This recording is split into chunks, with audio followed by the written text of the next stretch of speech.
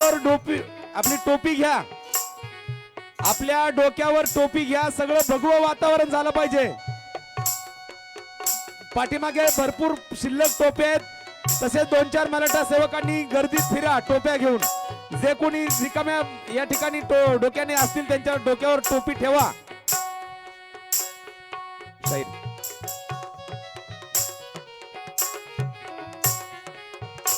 आणि विचारपीठावर पल्लवी आलेली आहे. ज्या माणसाची 5-6 फूट हाईट आहे, अख्खं मंत्रिमंडळ त्या माणसाने झुकवलं. आणि मुलगी स्टेजवर येताच मनोज दादा जरांगे पाटील गुडघ्यावर बसले हो.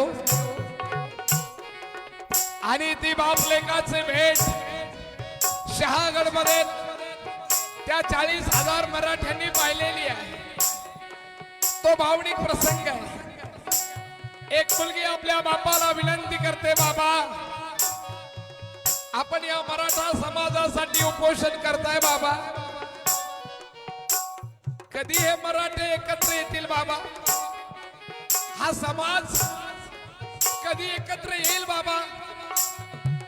आणि मनोज पाटलाने आपल्या मुलीचे डोळे पुसावे आणि त्या मुलीला म्हणावं, बाळा मी तुझा बाप आहे म्हणून जीव तुझा तळमळ करतोय ग लेकी, पण या मराठा समाजामध्ये खितपत पडलेल्या मराठ्यांच्या लेकीचा मला बाप व्हायचा. माई बाप, जीवन जगत असताना या शरीराला पाण्याची गरज आहे आणि मराठ्याच्या लेकराला शिक्षणात आरक्षणाची गरज आहे हो. या देशामध्ये व्यवसायावर आधारित जाती बनल्या. मग मराठ्यांचा व्यवसाय कुणबी आहे. कुणबी म्हणजे आजच्या भाषेत सांगायचं झालं तर शेती आहे. म्हणून मराठा राज्य सरकारला कुणबी पत्र मागतोय. आम्ही आमच्या हक्काचं आरक्षण मागतोय. जे तुमच्या ताब्यात आहे, जे तुम्ही आमचं हक्काचं आरक्षण चोरलंय ते आमचं आरक्षण द्या, ही मराठा समाजाची मागणी आहे. आणि ती बापलेकाची भेट आहे. कडकडून मिठी बापाला,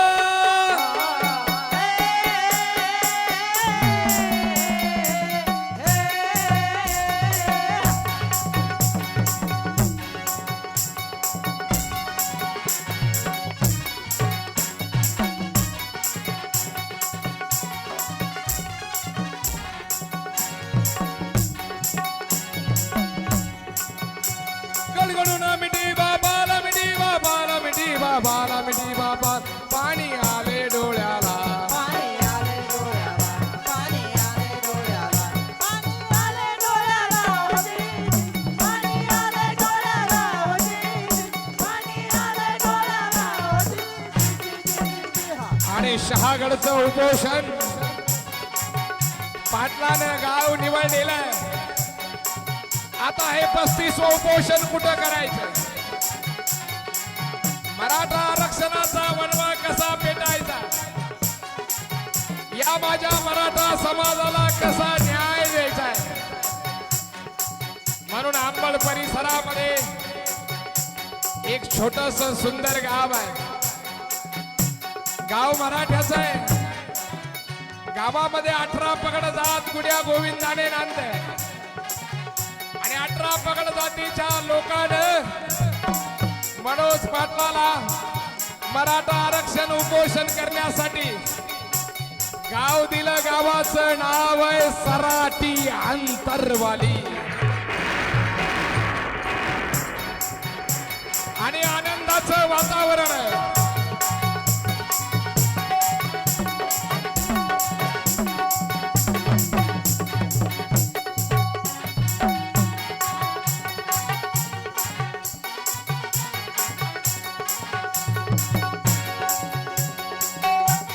साठे चौकाच्या पुढे दादांचं आगमन झालंय. जे मागे उभे आहेत त्यांनी पुढे येऊन बसा. दादांचं आगमन झालेलं आहे जवळ. पुढच्या 2-3 मिनिटात दादा स्टेजवर येत आहेत.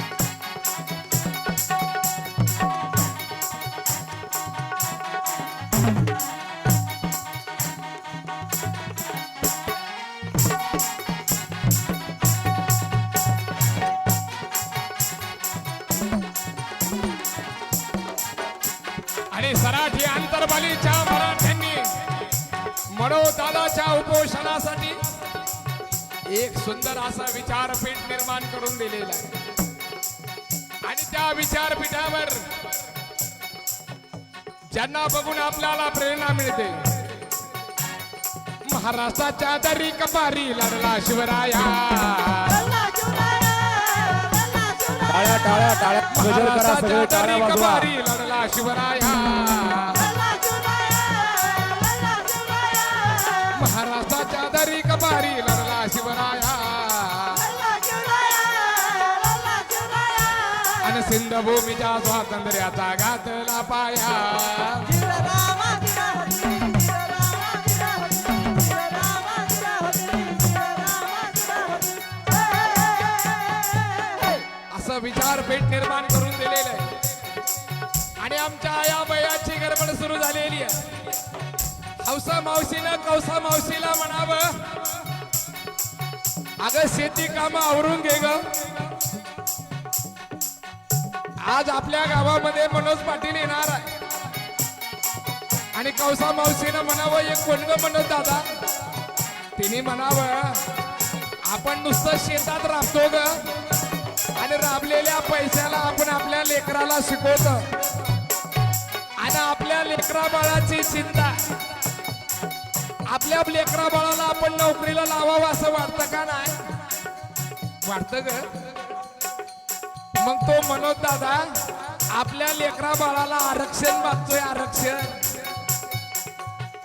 कारण 400 वर्षापूर्वी शिवाजी महाराजांसाठी मावळे मरायला तयार काय होती कारण प्रत्येक मावळ्याला वाटायचं शिवाजी राजे आमचा आहे शिवाजी राजे जे काम करतात ते आमचं आहे आणि 400 वर्षानंतर मनोज दादा प्रत्येक मराठ्याला आपला का वाटतो कारण मनोज दादा माझ्या लेकरासाठी लढतो आणि सगळ्या आया बहिणींनी काम आटपून घेतलेली आहे 29 दिवस निघून गेलेला आहे आणि पाटलाचं उपोषण म्हणजे खतरनाक उपोषण एकदा नाही म्हणलं की नाही खाली बसा सर्वांना विनंती खाली बसा खाली बसा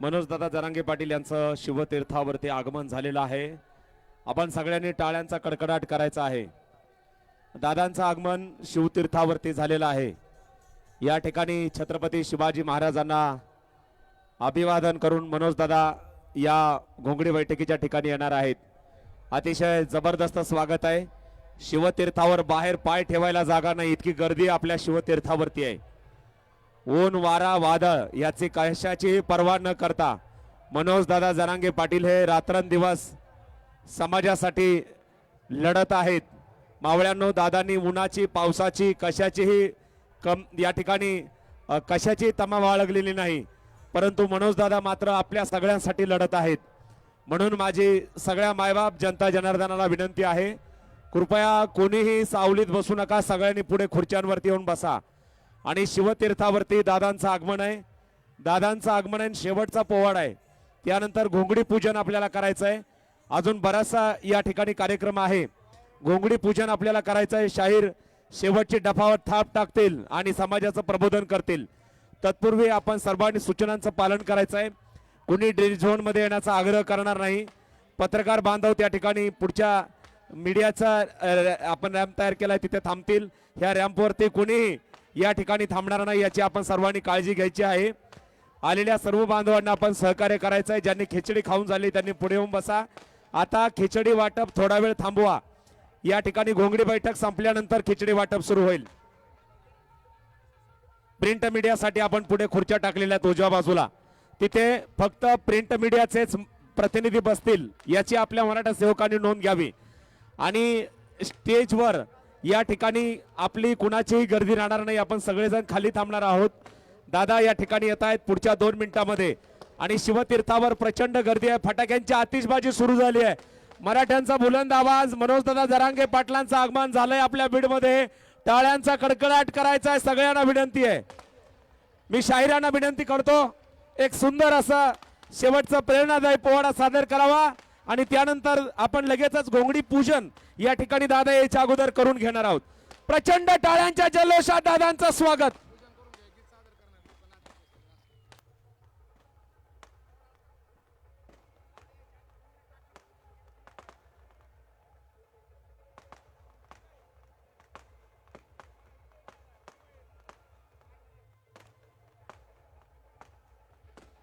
दादांचं आगमन महाराजांच्या पुतळ्याजवळ आहे.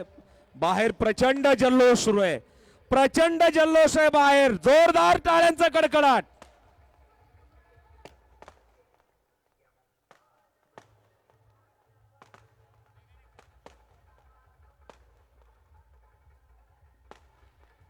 एक एक एक 2 मिनिटाचं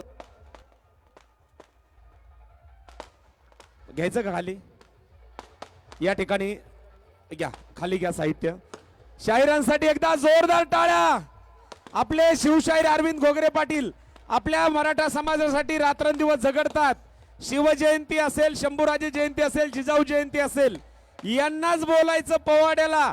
हे आपल्या घोंगडी बैठक सभा असेल याचं मानधन ठरवत नाहीत. आता देतील तेवढं घेतात, म्हणून त्यांना आपण जपायचं. शेतकरी पुत्र आहेत ते. जोरदार टाळ्या त्यांच्यासाठी. धन्यवाद, धन्यवाद. या ठिकाणी आता काही क्षणात दादा येणार आहेत.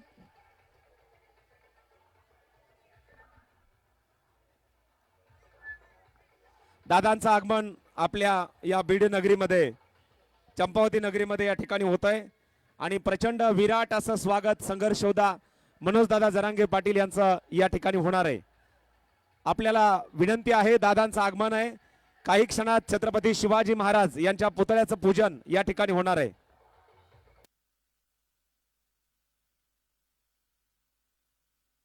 अतिशय तुफान असं स्वागत. संघर्ष योद्धा मनोजदादा जरांगे पाटील यांचं आगमन झालंय. अतिशय वेगाने दादा सभास्थळाकडे येत आहेत. अतिशय वेगाने. जोरदार टाळ्यांचा गजर. दिसली का गाडी सगळ्यांना? जोरदार टाळ्या वाजवा. छत्रपती शिवाजी महाराज की.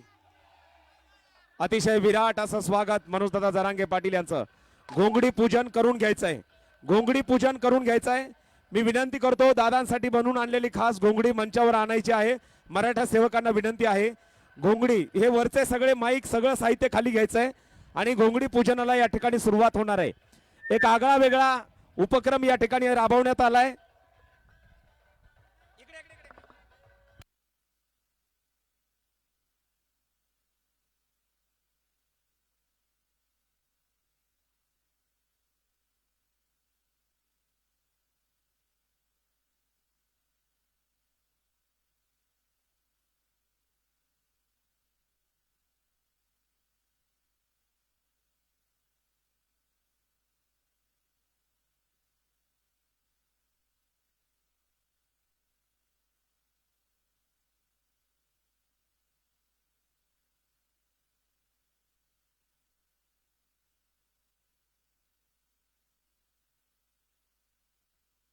घोंगडी बैठकीच्या या ठिकाणी जी दादांसाठी खास बनवून आणलेली घोंगडी आहे ती आपल्या माता भगिनी या ठिकाणी त्या घोंगडीचं पूजन करणार आहेत.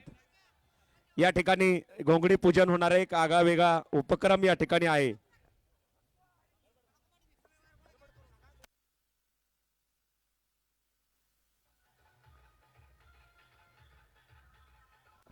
या ठिकाणी आपण बघतो आहोत, या ठिकाणी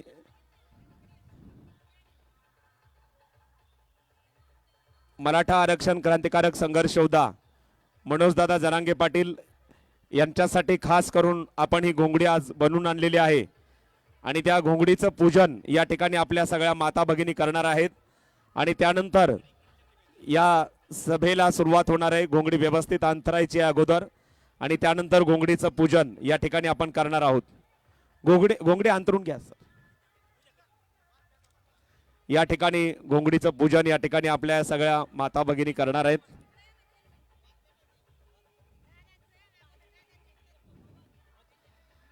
घोंगडी पूजन या ठिकाणी आपण करून ठेवणार आहेत आणि या ठिकाणी आपल्या माता भगिनींच्या हस्ते या घोंगडीचं पूजन या ठिकाणी होणार आहे. बोला छत्रपती शिवाजी महाराज की. सर्वांनी जोरदार टाळ्या वाजवायच्या. स्क्रीनवरती बघा, तुम्हाला हे सगळं घोंगडी पूजन या ठिकाणी पाहायला मिळेल कशा पद्धतीने सुरू आहे. माता भगिनींकडून या ठिकाणी घोंगडी पूजन या ठिकाणी होत आहे आणि आपल्या सगळ्या महिला भगिनी या ठिकाणी घोंगडी पूजन करतायत. घोंगडी पूजनाने आजच्या या सभेला सुरुवात होणार आहे. बीडकरांचा एक आगळा वेगळा उपक्रम आणि आपल्या सगळ्या मराठा सेवक बांधवांचं यासाठी योगदान लाभलेलं आहे. आपण सगळ्यांनी जोरदार टाळ्या वाजवायच्या आहेत. घोंगडीचं पूजन होत आहे. स्क्रीनवर आपण बघू शकता. खरोखर बीडकरांची मनोजदादा जरांगे पाटील यांच्यावर किती निष्ठा आहे, अपार भक्ती आहे. जो योद्धा गोरगरिबांसाठी आपल्या सगळ्यांसाठी रात्रंदिवस झगडतो, संघर्ष करतो, ऊन वारा वादळ याची तमा करत नाही, त्या योद्ध्याचं स्वागत करण्यासाठी आपल्या बीडच्या या माता भगिनींच्या हस्ते या ठिकाणी घोंगडीचं पूजन या ठिकाणी झालेलं आहे. जोरदार टाळ्यांचा कडकडाट करायचा आहे. बोलो छत्रपती शिवाजी महाराज की. मनोज दादा तुम आगे बढो. सगळ्यांचा आवाज पाहिजे. घोंगडी पूजन सुरू आहे.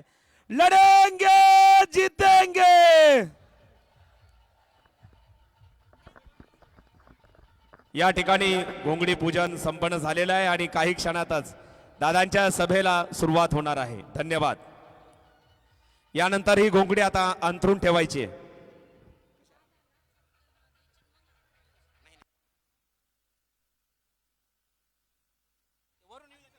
बाकीचे महाराजांचा हार घालून ठेवायचा आहे. लवकर घालून ठेवा. महाराजांचा हार घालून ठेवा.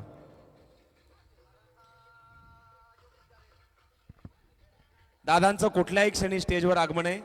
दादांचं कुठल्याही क्षणी स्टेजवर आगमन आहे. या ठिकाणी घोंगडी बैठक, बीडची ही ऐतिहासिक घोंगडी बैठक. पुढे घ्या, पुढे घ्या घोंगडी. दादा पुढे उभा राहून भाषण करणार आहेत. पुढे पुढे घ्या घोंगडी. इथे इथे पुढे घ्या घोंगडी. पुढे घोंगडी घ्या आणि बघा ती सोयीची कशी अंतरतात तशीच अंतरून ठेवा. या ठिकाणी संपूर्ण या ठिकाणी घोंगडी अंतरली जात आहे. पुढे घ्या, पुढे. दादा पुढे उभा राहून भाषण करणार आहे. घ्या पुढे, घ्या पुढे घोंगडी. घ्या पुढे आणखी व्यवस्थितपणे. आणि आता त्या घोंगडीच्या तिथून कोणी इकडे तिकडे जाणार नाही, येणार नाही. घोंगडी बैठक या ठिकाणी आता खऱ्या अर्थाने सुरू होणार आहे. दादांसाठी जी विशेष घोंगडी आपण आणलेली आहे ती या ठिकाणी अंतरलेली आहे. जोरदार टाळ्या वाजवायच्यात.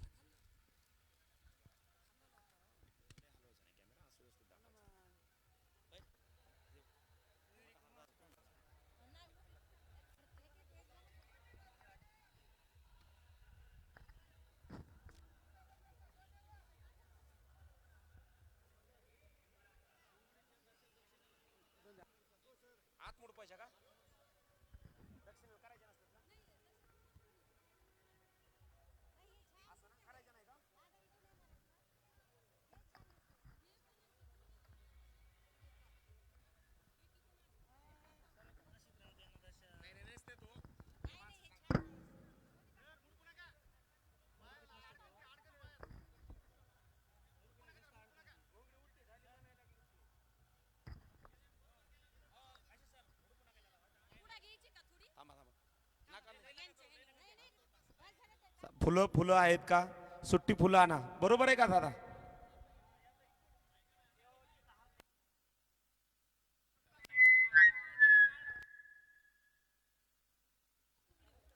थांबा, थोडं थोडं थांबा. व्यवस्थित टाकली का बघा अगोदर. कशी पूर्व पश्चिम टाकायची का?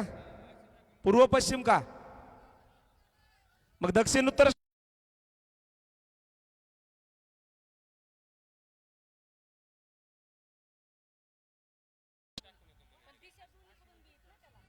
टाळ्या वाजवा.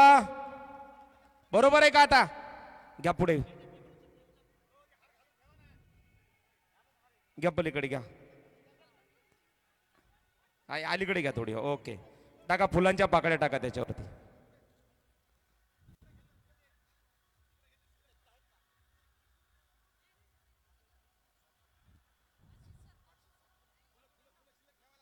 फुलं शिल्लक ठेवा, फुलं शिल्लक ठेवा. बस बस शिल्लक ठेवा फुलं आणखी.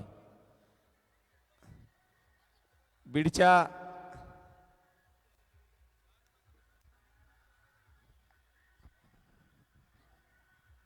पोडा मी आता दादा आलेत. बोला छत्रपती शिवाजी महाराज की. या ठिकाणी घोंगडी बैठकीला, ऐतिहासिक घोंगडी बैठकीला या ठिकाणी काही क्षणात सुरुवात होते. आपल्याला विनंती आहे जिथे जागा मिळेल तिथे आपण सगळ्यांनी बसून घ्या. या ठिकाणी घोंगडी बैठकीला सुरुवात काही क्षणातच होत आहे.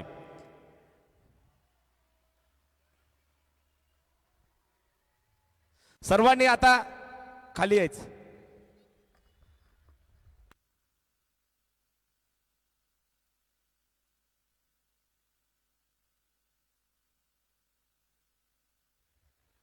दोन सूचना आहेत महत्वाच्या. सगळ्यांनी पुढे जिथे जागा मिळेल तिथे आता बसून घ्या. सर्वांनी ऍडजस्टमेंट करा.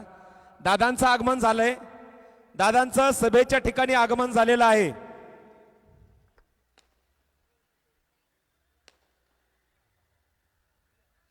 शिवरायांचं पूजन, छत्रपती शिवरायांना अभिवादन करून दादा काही क्षणात येत आहेत. साऊंड इंजिनियर म्युझिक लावा. एक गाणं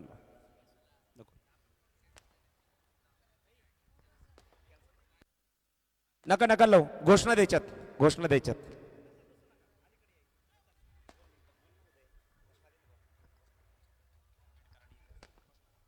सर्व बीडमधील सर्व मराठा बांधवांचं अगदी मनापासून स्वागत आहे. कारण घोंगडी बैठकीला सुरुवात या ठिकाणी होते आहे आणि संघर्ष होते. मनोज जरांगे पाटील यांचं आगमन होतं. एकदा जोरदार टाळ्या दादांसाठी आपल्या सर्वांच्या हात उंचावून टाळ्या दिल्या पाहिजेत. कारण बीडकरांचं करावं तेवढं कौतुक कमी आहे. कारण संघर्ष होते. मनोज जरांगे पाटील सुद्धा बीडच्याच भूमीतले आहेत. बीडचे भूमिपुत्र, मातोरी गावचे भूमिपुत्र संघर्ष होते. मनोज जरांगे पाटील यांचं आगमन या ठिकाणी होत आहे. दादांच्या हातून छत्रपती शिवरायांच्या प्रतिमेचं पूजन या ठिकाणी, म्हणजे पुतळ्याचं, अश्वारूढ पुतळ्याचं पूजन केलं जात आहे. अभिवादन त्या ठिकाणी छत्रपती शिवरायांना केलं जात आहे. आत्ताचं फुटेज म्हणजे आपण या ठिकाणी लाईव्ह दृश्य सुद्धा पाहत आहेत. धन्यवाद. सर्वांनी रॅम्पवर कोणी थांबू नका. महिला भगिनींच्या पुढे जी उभे गर्दी आहे ती कृपया डी झोन मध्ये महिलांच्या पुढे कोणी त्या ठिकाणी उभा राहणार नाही. तिथे सगळ्यांनी बसून घ्यावं अशी आपल्याला विनंती आहे. प्रचंड विराट ही घोंगडी बैठक काही क्षणात आपल्या सर्वांच्या साक्षीनं सुरू होते. आपल्याला विनंती आहे सगळ्यांकडून, आपल्या प्रत्येकाकडून या ठिकाणी सहकार्याची अपेक्षा आहे. आपण सर्वांनी या ठिकाणी सहकार्य करायचं आहे. दादांचं आगमन होत आहे. बाजूला कोणीही त्या ठिकाणी उभा राहणार नाही. या ठिकाणी एक महत्वाची सूचना आहे. आपले संघर्ष योद्धा मनोजदादा जरांगे पाटील यांचं Manoj Jarange Patil official Facebook page आहे. या ठिकाणी सर्वांनी ते फॉलो करावं. ती सूचना नंतर आणखी बऱ्याच वेळा या ठिकाणी देण्यात येईल. महिला भगिनींच्या समोर कोणी उभा राहू नका. रॅम्प जिथून दादा येणार आहे त्याच्यावरती त्या ठिकाणी कोणी उभा राहू नका. सर्वांनी सहकार्य करा. आपल्या प्रत्येकाकडून सहकार्याची अपेक्षा आहे. या प्रचंड विराट घोंगडी बैठकीला काही क्षणात सुरुवात होणार आहे आणि छत्रपती शिवरायांचं पूजन, अभिवादन क्रेनच्या माध्यमातून मनोज दादा शिवतीर्थावरती शिवछत्रपतींना अभिवादन करतायत. प्रचंड टाळ्यांचा कडकडाट करायचा आहे. बोलो छत्रपती शिवाजी महाराज की. आवाज कमी येतोय. हात उंचावून महिला भगिनी पुरुष मंडळी सर्वांनी जोरदार प्रचंड विराट असं स्वागत बीडकरांच्या वतीनं मराठा आरक्षण संघर्ष होता मनोजदादा जरांगे पाटील यांचं. आम्ही मराठे हिचे पुत्र लोकी, कधी भ्यावयाचे मुळीना कुणा, अकंठ प्यालो हिचे दुग्धांगी पहार उमा रुमातुनी खुना, तुडा तोडा चिरा दुग्धधाराचे येती नवाहे रक्त शरीरातुनी, माझी मराठी मराठाचं मीही असे बोले येतील हो त्यातुनी. मराठ्यांचं भगवं वादळ छत्रपती संभाजी महाराज क्रीडांगणावरती दाखल होतंय. प्रचंड टाळ्यांचा कडकडाट करायचा आहे. राजा होता, प्रजा होती, प्रजा स्वामिनिष्ठ होती. प्रजेवरती उचललेले हात वरचेवरती कापले जायचे. अशा आमच्या छत्रपती शिवरायांच्या स्वराज्याची स्थापना होती. नक्कीच हे स्वराज्य पुन्हा यावं आणि इथल्या शोषितांना, वंचितांना न्याय मिळावा इथल्या कष्टकऱ्यांना न्याय मिळावा यासाठी लढणारं हे नेतृत्व, शेतकऱ्यांसाठी लढणारं नेतृत्व, संघर्ष योद्धे मनोज जरांगे पाटील यांचं आगमन आज बीड नगरीमध्ये झालाय आणि बीडकरांच्या वतीने दादांचं जोरदार स्वागत या ठिकाणी होत आहे. आज इथल्या थोरविला चंदनाचा गंध आला, वाळवंटीचा किनारा पाऊलांनी धन्य झाला. हीच माती पायरीची ज्यावरी चढला तुम्ही, रंगथेंबांच्या सरीने बोलकी झाली उषा, अंतरीच्या पाहुण्यांचा दर्शनाचा योग आला. नक्कीच तुमच्या दर्शनासाठी आणि तुमच्या लेकरांच्या भविष्यासाठी लढणारं नेतृत्व अर्थातच संघर्ष योद्धे मनोज जरांगे पाटील यांचं आगमन या ठिकाणी होत आहे आणि पुन्हा एकदा जोरदार टाळ्या आपल्या सर्वांनी द्यायच्या आहेत. मनोज जरांगे पाटील तुम आगे बढ़ो, मनोज जरांगे पाटील तुम आगे बढ़ो. संघर्ष योद्धे मनोज जरांगे पाटील यांचं आगमन या ठिकाणी होत आहे. भावगंध दरवळून आला आज आमुच्या मणी, स्वागत स्वागत शब्द उमटले वातावरणातून, स्वागत स्वागत शब्द उमटले वातावरणातून. यानंतर काशी सरांकडे देतोय. धन्यवाद उदयदादा, धन्यवाद. सगळ्यांना विनंती आहे, काही महत्त्वाच्या सूचना आहेत. प्रत्येक सूचनेचं आपण सर्वांनी पालन करायचं आहे आणि सगळ्यांनी बसून घ्यायचं आहे. कुणीही उभा राहू नका, सर्वांनी बसून घ्यायचं आहे. सगळ्यांनी बसा, आता बसा सगळे. बाजूला जे उभे आहेत त्यांनी मध्ये येऊन बसा. आणि अतिशय भव्य दिव्य स्वागत, दादांचं अतिशय विराट असं भाषण होणार आहे आणि आपल्या शेवटच्या माणसापर्यंत भाषण पोहोचवावं यासाठी संतोष मंडप यांनी अतिशय उत्तम व्यवस्था केली आहे. त्यांच्यासाठी एकदा जोरदार टाळ्या. भगवे ध्वज सगळीकडे आहेत.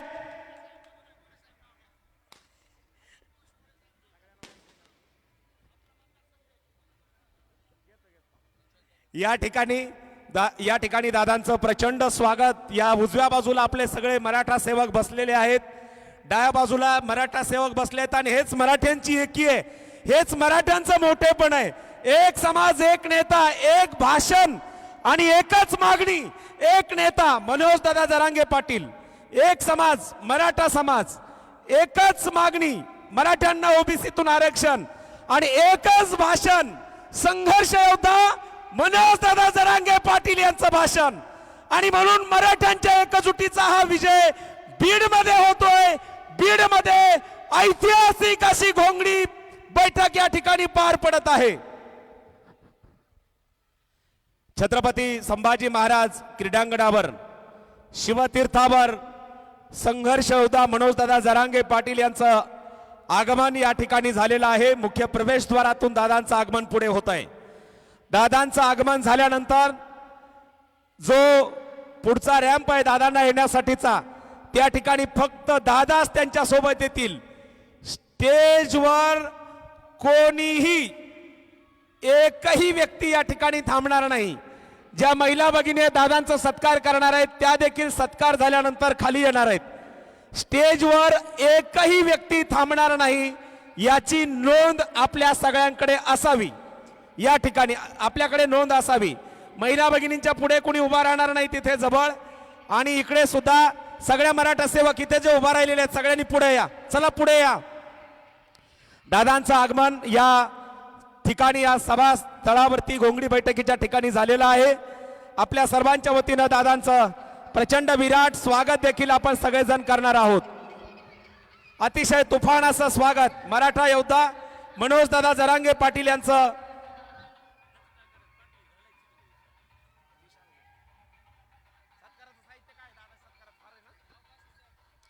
या ठिकाणी मराठा योद्धा मनोज दादा जरांगे पाटील यांचं आगमन या ठिकाणी काही क्षणातच होत आहे. आपण दादांचं प्रचंड विराट असं स्वागत या घोंगडी बैठकीच्या निमित्ताने या ठिकाणी करणार आहोत. आणि मराठ्यांची ही विराट प्रचंड गर्दी या ठिकाणी आपल्याला पाहायला मिळते. बाजूला जे बसलेले मराठा समाज बांधव आहेत त्यांना मी विनंती करतो आपण सर्वांनी पुढे येऊन स्थानापन्न व्हावं. मराठ्यांचं भगवं वादळ बीडमध्ये दाखल झालंय. दोन्हीकडच्या खुर्च्या त्या ठिकाणी संपूर्णपणे खुर्च्यांवरती आपण बसायचंय.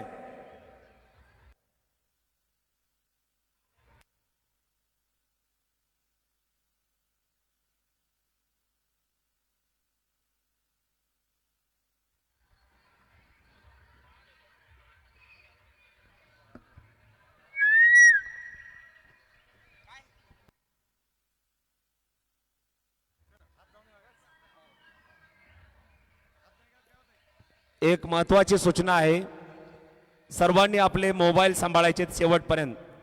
एकदा खिशात चेक करा, मोबाईल आहेत का, पॉकेट सांभाळा, लहान मुलं सांभाळा. आता गर्दी प्रचंड होणार आहे. दादा इथून जाईपर्यंत आपल्या मौल्यवान दागिने सगळं सांभाळा. मनोज दादांचं आगमन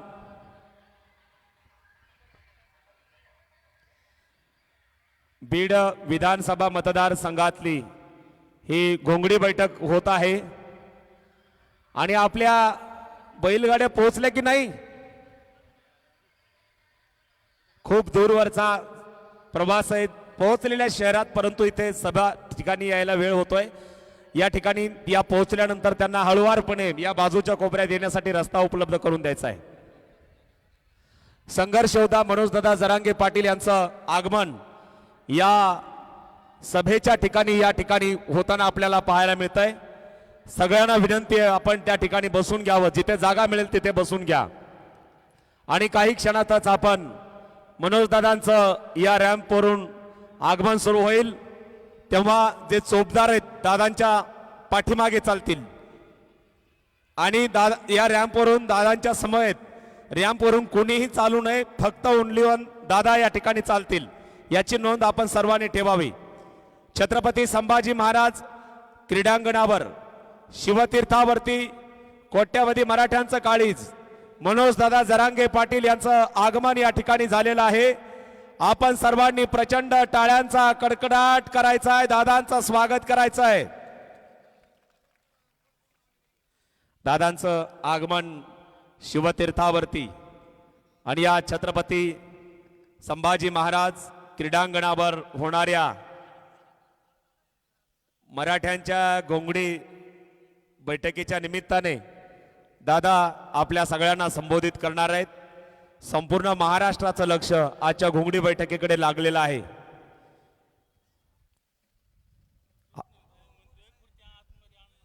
कोणी खुर्च्या मध्ये आणू नका. डी झोन मध्ये आता या ठिकाणी सगळ्यांनी बसून घ्या. डी झोन मध्ये कोणी उभा राहणार नाही, सगळ्यांनी बसून घ्या. या ठिकाणी सगळे मराठा सेवक हे बाहेर थांबलेले आहेत, आपणही त्या ठिकाणी थांबावं. आणि दादांचं आगमन रॅम्पवरती दादांचं आगमन झालंय. दादांच्या पुढे जे काही चालतायत त्यांनी पटकन खाली उतरावं. फक्त दादा त्या ठिकाणाहून येतील. मराठ्यांचा ढाण्यावाग बुलंद आवाज मनोज दादा जरांगे पाटील यांचं आगमन होत आहे. आपण सगळ्यांनी हात उंचावून सगळ्यांनी उभा राहून दादांचं स्वागत करायचं आहे.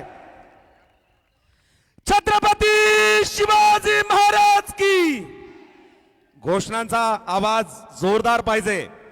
राष्ट्रमाता जिजाऊ की, छत्रपती संभाजी महाराज की. मनोज दादा तुम आगे बढ़ो. आवाज पाहिजे, आवाज. मराठा एकजुटीचा, लढेंगे जीतेंगे, लढेंगे जीतेंगे. मनोज दादा तुम आगे बढ़ो. छत्रपती शिवाजी महाराज की. मराठा एकजुटीचा. कोण आला रे, कोण आला.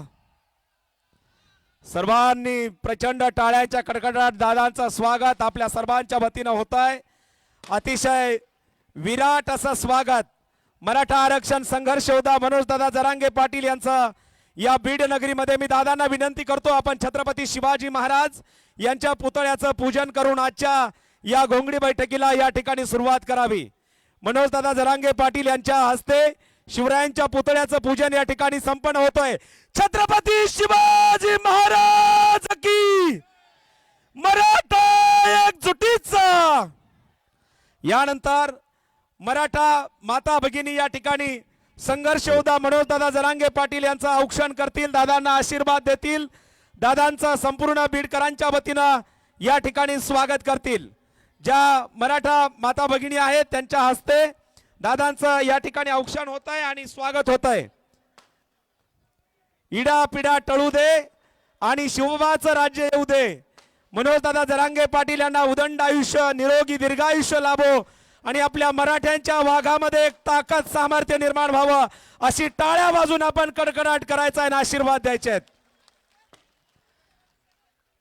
सर्व जे आपले या ठिकाणी बांधव आहेत त्यांना विनंती आहे, स्टेजवरची गर्दी आपण थोडीशी कमी करूया. दादांचं स्वागत या ठिकाणी होत आहे आणि सगळ्यांनी जे बाजूला सगळे जे आपले खास करून फोटोग्राफरसाठी व्हिडिओग्राफरसाठी पुढे रॅम्प बनवलेला आहे त्या ठिकाणी आपण जाऊन थांबावं आणि तिथून या कार्यक्रमाचं चित्रीकरण आपण करणार आहोत. माता भगिनींनी दादांचं औक्षण केलंय, दादांचं स्वागत केलंय. या ठिकाणी दादांचं बीडकरांच्या वतीनं, बीड विधानसभा मतदारसंघातील जनतेच्या वतीनं पुष्पहार देऊन स्वागत होत आहे. जोरदार टाळ्यांचा कडकडाट करायचा आहे. मनोज दादा तुम आगे बढ़ो. आवाज बिलकुल दादांच्या कर्तृत्वाला साजेसा आवाज.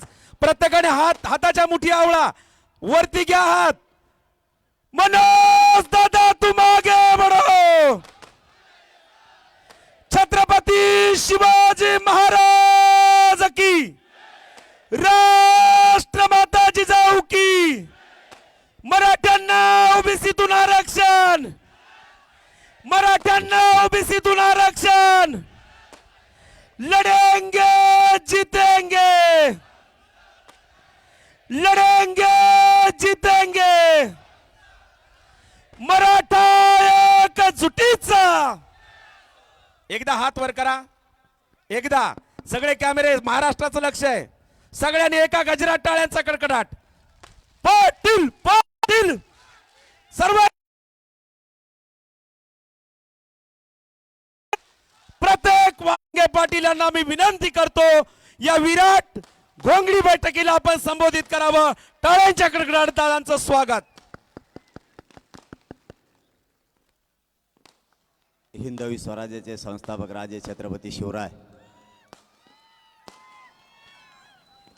या बीड तालुक्यातील जमलेल्या तमाम मराठा बांधवांना माझा मानाचा जय शिवराय.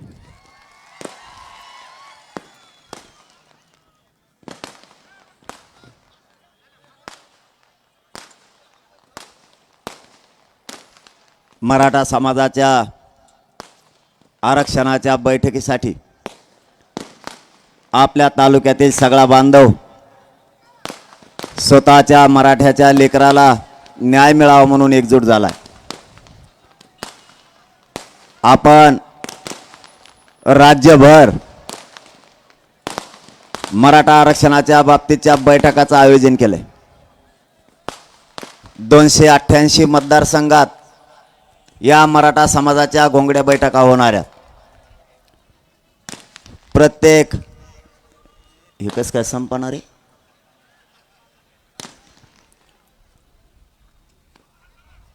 या बैठकीला गावागावातून गोरगरीब मराठा बांधव एकत्र आलाय. तालुक्यातील घराघरातला मराठा या घोंगडी बैठकीसाठी ना पावसाचा ना उन्हाचा विचार न करता स्वतःच्या लेकराच्या न्यायासाठी एकजूट झालाय. इथं बैठका पण सभाच व्हायला लागल्यात. घोंगडी बैठक हिला जास्तीत जास्त 100 किंवा 10-15 लोक असतील. आता घोंगडी बैठकीला जर ग्राउंड लागत म्हणल्या हो अजे हुंबलच झाली ना ताई.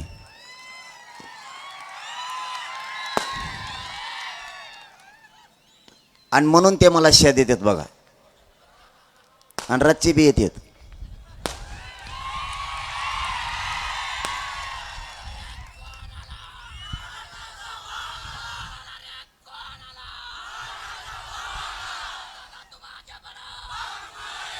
मला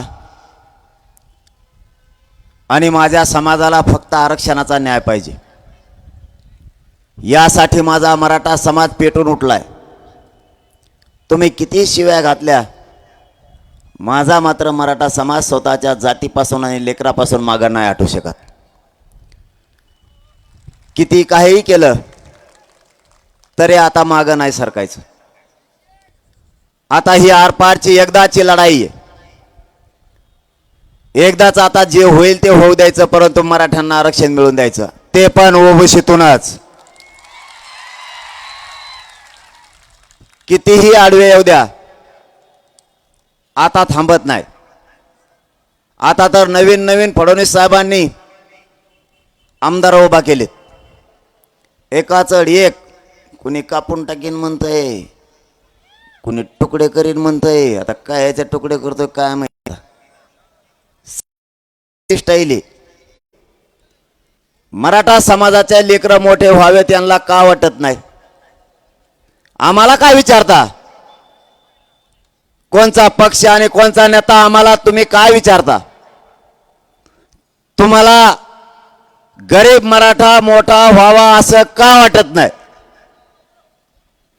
शेतकरी गरिबांचे पोरं मोठे होऊ नये तुम्हाला असं का वाटतं?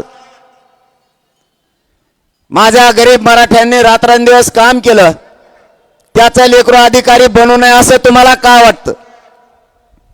या सरकारमधल्या आमदारांना आणि मंत्र्यांना गरिबांचे पोरं मोठे होऊ नये असं का वाटतं?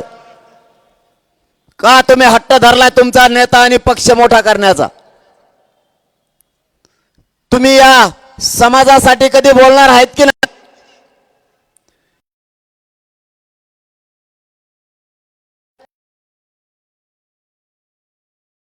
गरीब मराठ्यांमुळे मिळालेत. या गरीब मराठ्यांना त्या पदावरती, मानाच्या प्रतिष्ठेच्या पदावर बसवलं. त्याच मराठ्यांचे आज वैरी म्हणून तुम्ही काम करायला लागलात. कोणता पक्ष आणि कोणता नेता, कोणासाठी काम करताय तुम्ही? या समाजानं तुम्हाला मोठं केलंय, या समाजानं तुम्हाला त्या पदावरती बसवलंय. गोरगरीब झिजलाय तुमच्यासाठी, गोरगरिबांनी प्रचार केलाय तुमचा, गोरगरिबांनी रात्रंदिवस तुमच्या मागं पुढे पळालेत. गरिबांनी पैसा लावलाय, गरिबांनी तुमच्यासाठी ताकद लावली. गरिबाला वाटलं कधी काळी हा आपल्या कामाला येईल. आज तुम्हीच आमदार झाले, मंत्री झाले, आज तुम्हीच माझ्या गरीब मराठ्यांच्या विरोधात बोलायला लागलात.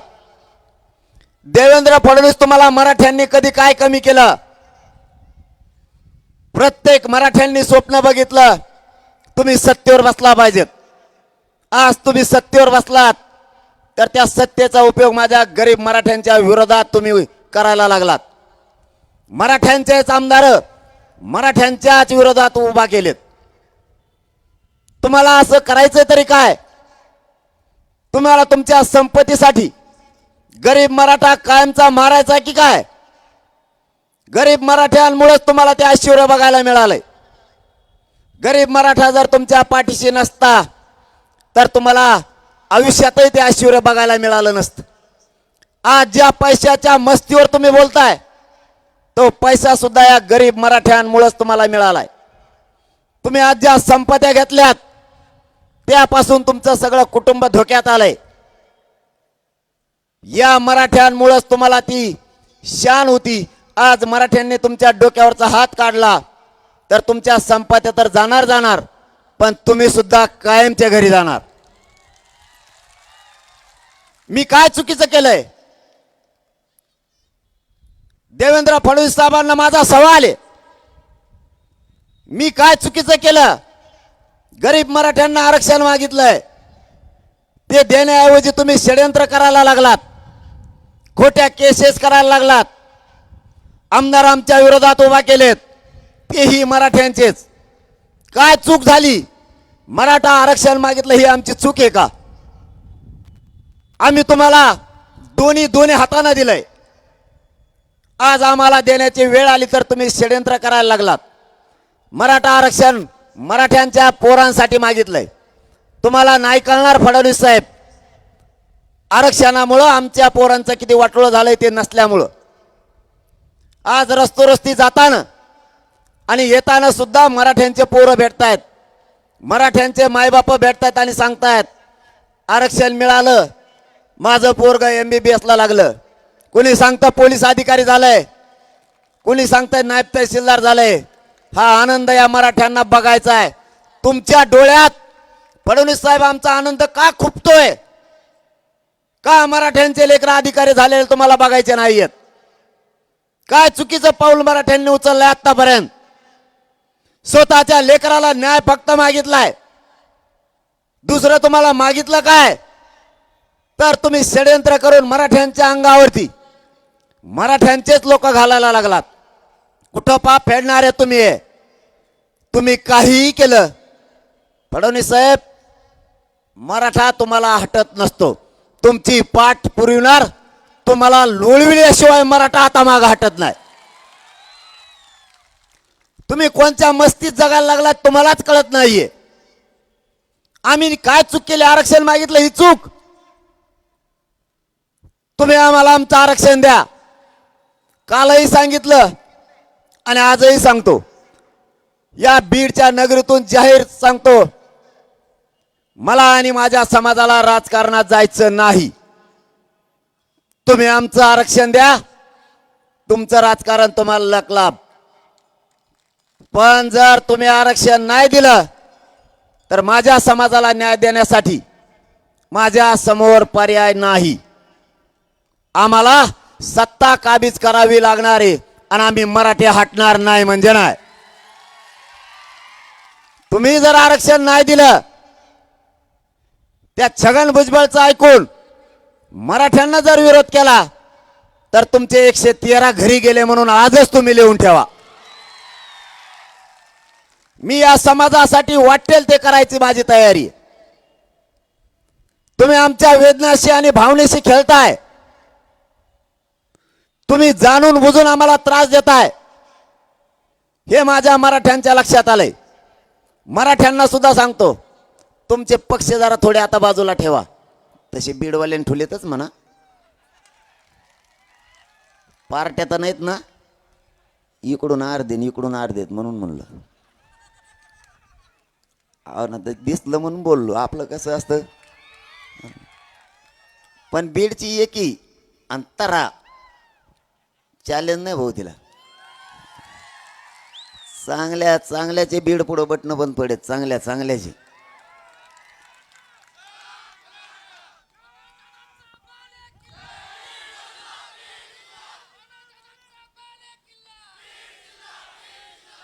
कुंकड हिंडतेन पण एका तळाटावर बसलेत म्हणून समजायचं. अरे तुम्हाला हे विनोद नका वाटून देऊ, हे सोपं नाही बरं का असं होणं. सहजासहजी कोणत्या जिल्ह्यात हे होत नाही. पण बीड सगळ्याच बाबतीत सारखाच आहे. कुंकडं बस, पण संध्याकाळी जर ठरेल आणि त्यांनी कार्यक्रम लावायचा तर सकाळी लागलाच. आणि बीडचाच पॅटर्न सगळीकडे चालीत येत. ते म्हणतात बीडात असं झालं ना, हो दे मग तसं. पाडापाडीच सुरू झाली. बीडाने राईट पाडापाडी केली. हो,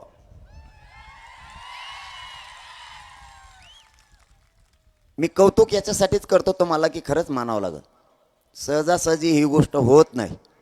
पक्ष आणि त्यांचे अजेंडे सोडून माणसं नाही येत, पण पक्ष आणि त्याचा अजेंडा नंतर. आधी जात किंवा या जिल्ह्यातली किंवा या राज्यातली जनता आधी. जनतेला प्राधान्य देणारा अगोदर म्हणजे बीड जिल्हा, नंतर पक्षाला.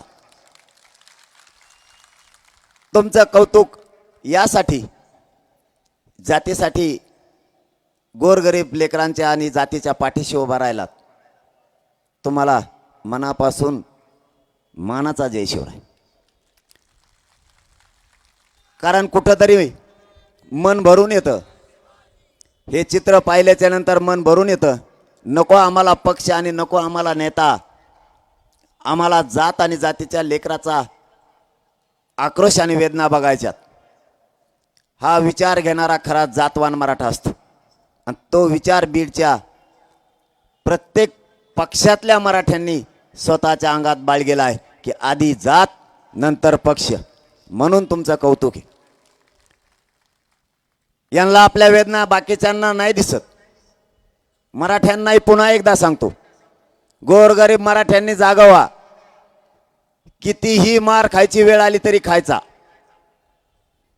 कितीही केसेस झाल्या तरी अंगावर घ्यायच्या. पण जातीला पाठ दाखवून मागं फिरायचं नाही. जे होईल ते 2-3 महिने होईल. सध्या देवेंद्र फडणवीस साहेबाच्या हातात आहे. मेन फिटरच ते आहेत. कसं सरकार बनिते त्यांचे त्यांनाच माहीत. याचे 2-4 आण, त्याचे 2-4 आण, याचे 4-5 आण, असं करणार, जोडाजाडी करणार, येडीवाकडी कशी तरी इकून नट बांधेव तिकून खेळा ठोक बनिणार. सगळे चोट्टेच जमा केलेत. बारीक खिसा कापणारा, मोठा खिसा कापणारा, डाके टाकणारा, सगळे चोट्टे तिथेच आहेत. आणि चोट्टे काय आरक्षण मिळून देण्यात आपल्याला 70,000वाला, 12,000वाला, 13,000वाला त्यांच्याकडं सगळे राडे त्यांच्याच जवळ आहेत. आयला ते मेलन पुस्तक वाच होते. कोण काय गोमाया का काय होता देऊ.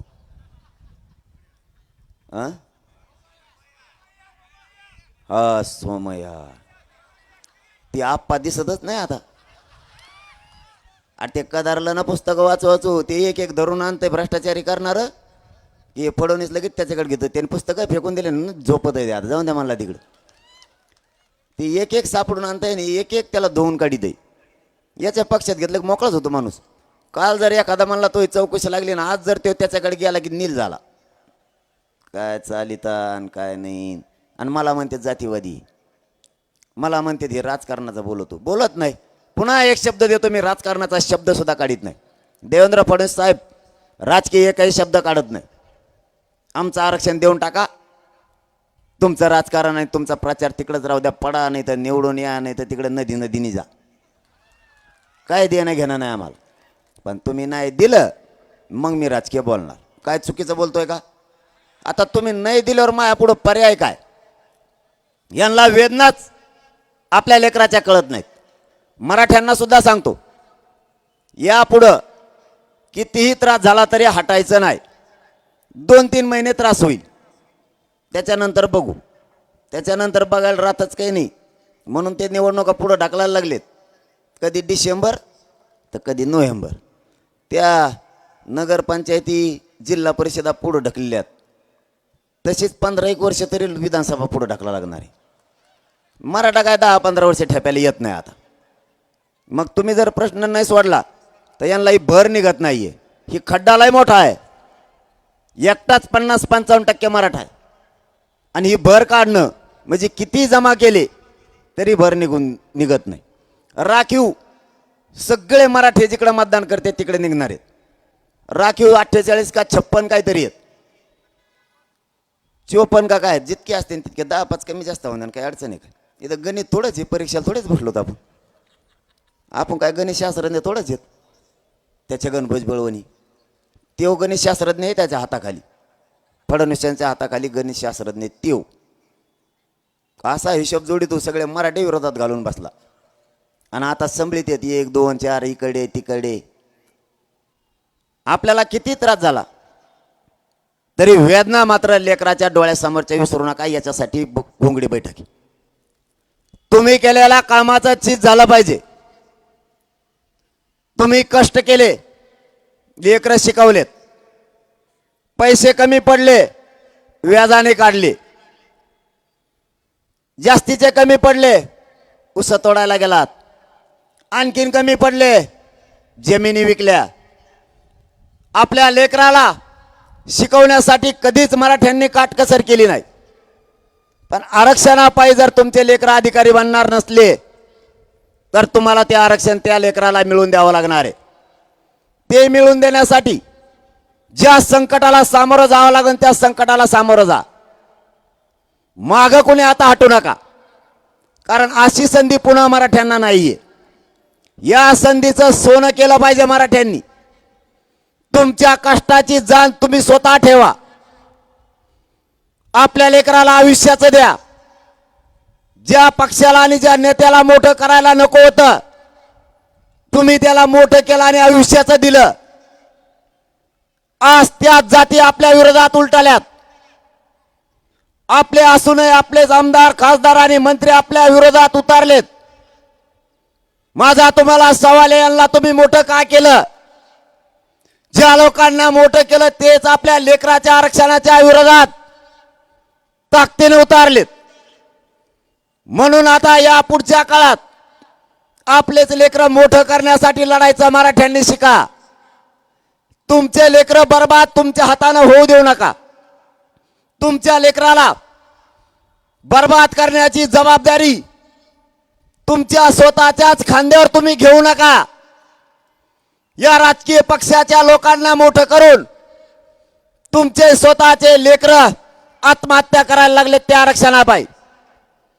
तुम्ही कष्ट केले आणि मुलानं स्वप्न बघितलं, माझ्या आई बापाच्या वाट्याला आता कष्ट नाही आला पाहिजे. पण हे आरक्षण नसल्यामुळे तुमच्या लेकराचं स्वप्न साकार होत नाही. आणि ते स्वप्न साकार करायचं असलं तर मराठ्यांनी जागा राहणं गरजेचं आहे. घोंगडी बैठकच त्यासाठी आहे.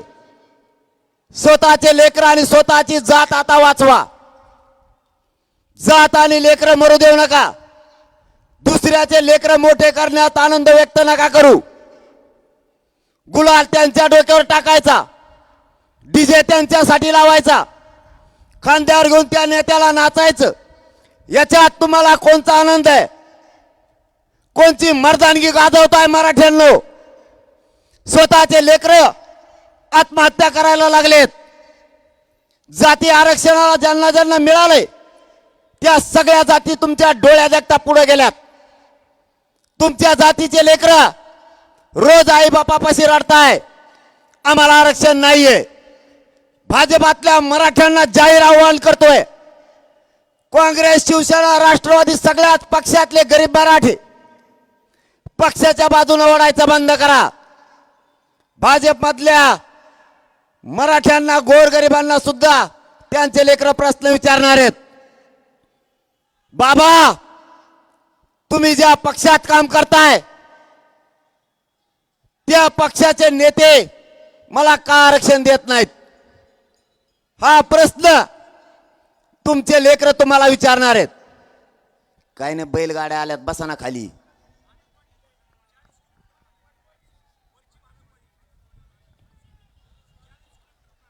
इतक्या बैलगाड्या, इतक्या लांबून आले कधी? ही फडणवीस साहेब, ही वेदना आहे आमची. बघा, त्या बैलगाड्या घेऊन लोक 60 किलोमीटरहून आलेत. ही मराठ्यांची वेदना आहे. मराठ्यांना यासाठी आरक्षण पाहिजे. कष्टकरी वर्ग आहे माझा मराठ्यांचा. हे लोक येडे नाहीयेत, हे कुठं पागल झालेले लोक नाहीयेत. यांच्या भावना आहेत. माझ्या गरीब मराठ्यांच्या लेकराला आरक्षण मिळालं पाहिजे, या गरीब मराठ्यांच्या भावना आहेत. कधी काळी फडणवीस साहेब तुमची माणुसकी जिवंत करा. तुमच्यात माया उत्पन्न होऊ द्या. गरीब मराठ्यांचे लेकर आरक्षणापायी अडचणीत आलेत. कधीतरी गोरगरिबांच्या कष्टाचा विचार करा. तुम्हाला का गरीब मराठ्यांना आरक्षण मिळू द्यायचं नाहीये? तुमचा कोणता हट्ट आहे फडणवीस साहेब? गरीब मराठे मोठे न होऊ द्यायचा का? तुम्ही आमच्या मराठ्यांच्या लेकराच्या मुळावरती उभा राहिलात. तुम्ही जर वेळोवेळी असंच करीत राहिलात तर मराठा समाज तुम्हाला योग्य वेळ आल्यावर योग्य वेळी घरी बसवल्याशिवाय शांत बसणार नाहीये. एका बाजूला लावा.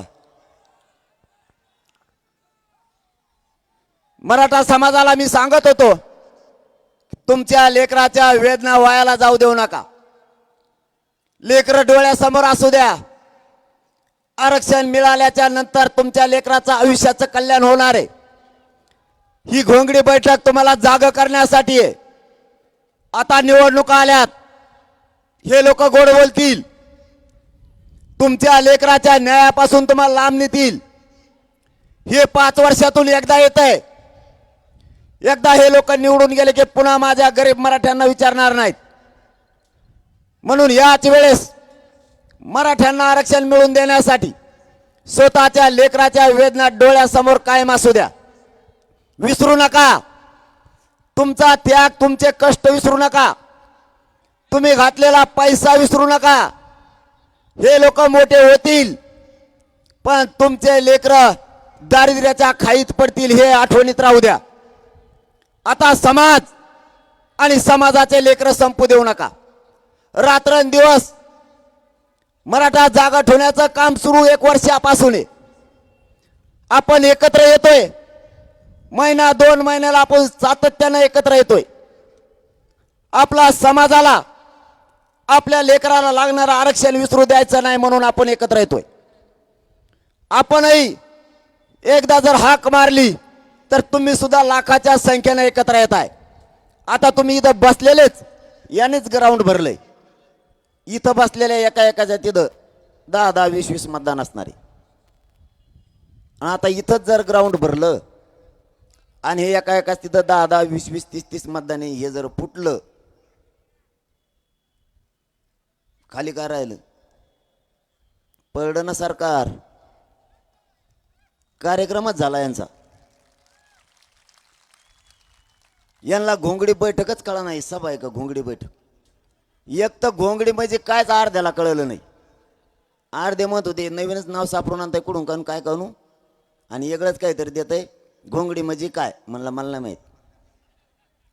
ज्या ज्या जिल्ह्यात येते तिथे जाऊन विचार आणि तो टकोरीवर बी पांघरून घे. तुला घोंगडीची किंमत कळन.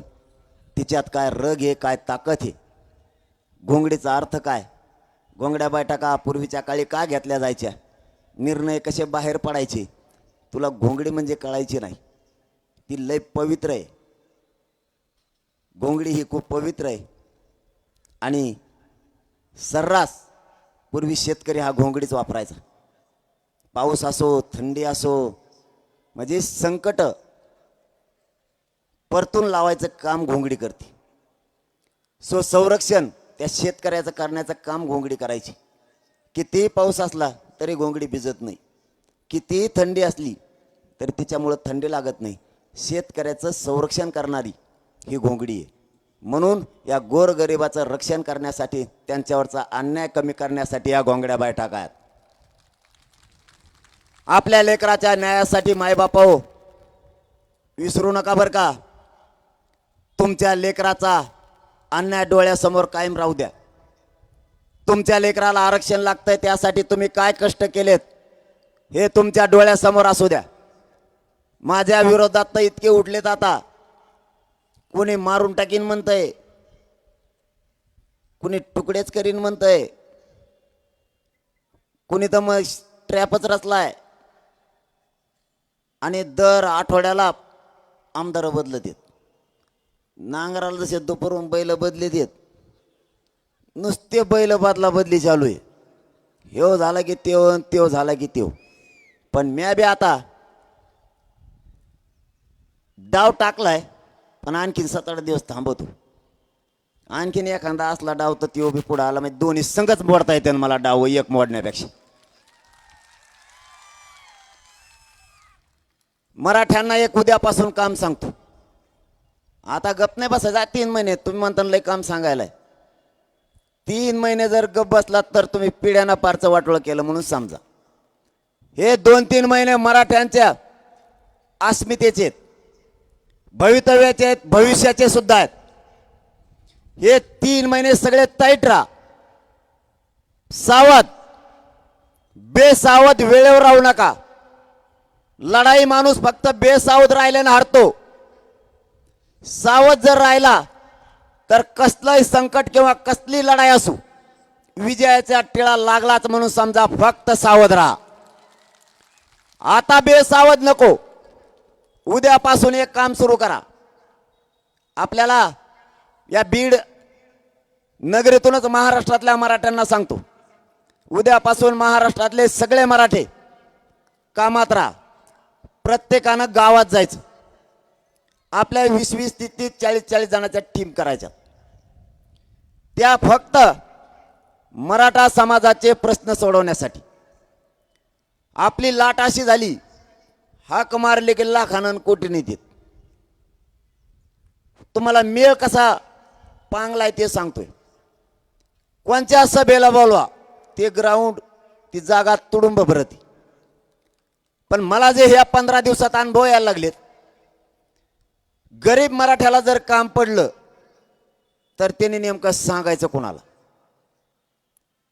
एखाद्या बांधवाची जर आपल्या नोंद निघत नसली, माझी निघत नाही असं त्यांनी सांगायचं कोणाला? दुसरं जर त्याची नोंद निघाली, कोणता अधिकारी त्याचं प्रमाणपत्र देत नाही, त्यांनी ते सांगायचं कोणाला? जर एखाद्याची व्हॅलिडिटी होत नसल किंवा दिली जात नसल तर त्यांनी सांगायचं कोणाला? अनेक प्रश्न गरिबासमोर आहेत. गरीब मराठा काय करतो? पिशी उचलतो, तहसीलला किंवा जिल्ह्याच्या ठिकाणी जातो. तो दिवसभर गेटच्या बाहेर असतो, त्याला कळतच नाहीये आता काय करावं. तो दिवसभर थांबून थांबून पुन्हा गावाकडे येतो. त्याला जे अपेक्षित होतं ते मिळत नाही आणि त्याची त्या अधिकाऱ्याची जर भेट झाली तर कदाचित तो अधिकारी त्याला 2-4 दिवसाने करू किंवा 8 दिवसाने करू किंवा होत नाही असं उत्तर देतो. एकतर त्या बिचाऱ्या बांधवाला काहीच माहित नसतं, तो दिवसभर काम सोडून इकडे आलेला असतो. त्याच्यासाठी गावात जर आपली एखाद्या हक्काचा मराठा सेवक म्हणून जर टीम असली, समन्वयक, सदस्य, अध्यक्ष, हे लपडं नको. सगळे मराठा सेवक, त्याने लय ताण होतो. गावातल्या लोकांनी त्या 20-25 पोरांना काम सांगायचं.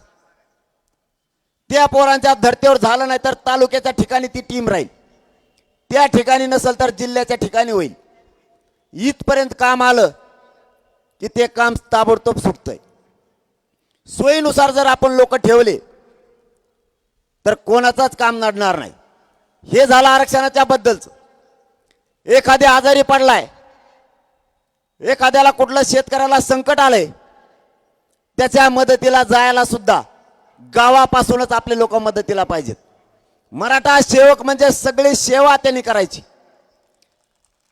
सहकार्य, मदत या 2-3 गोष्टीसाठी त्यांनी अत्यंत जागरूक राहायचं.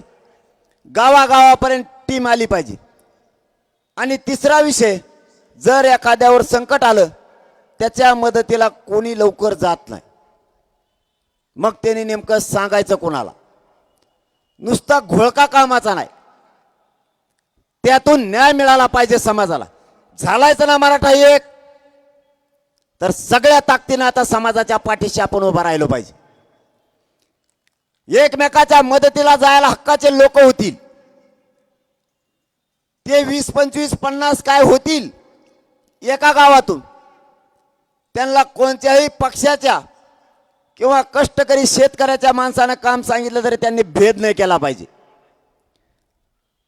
जे जे कोणत्या टीम मध्ये मराठा सेवक म्हणून असतील ते कोणत्याही पक्षाचे असो, त्यांच्या समोर अगोदर, हे महाराष्ट्रासाठी सांगतो या बीडच्या नगरीतून, त्याच्यासाठी प्रथम समाज, नंतर पक्ष आणि नेता. त्यांनी त्या जातीच्या कामाच्या मदतीला तातडीने यायचंय.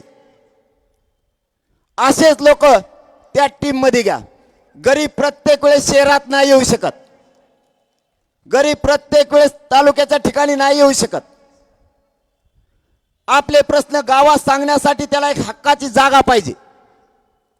त्या जागा आपल्याला आता गावागावात निर्माण करायच्या.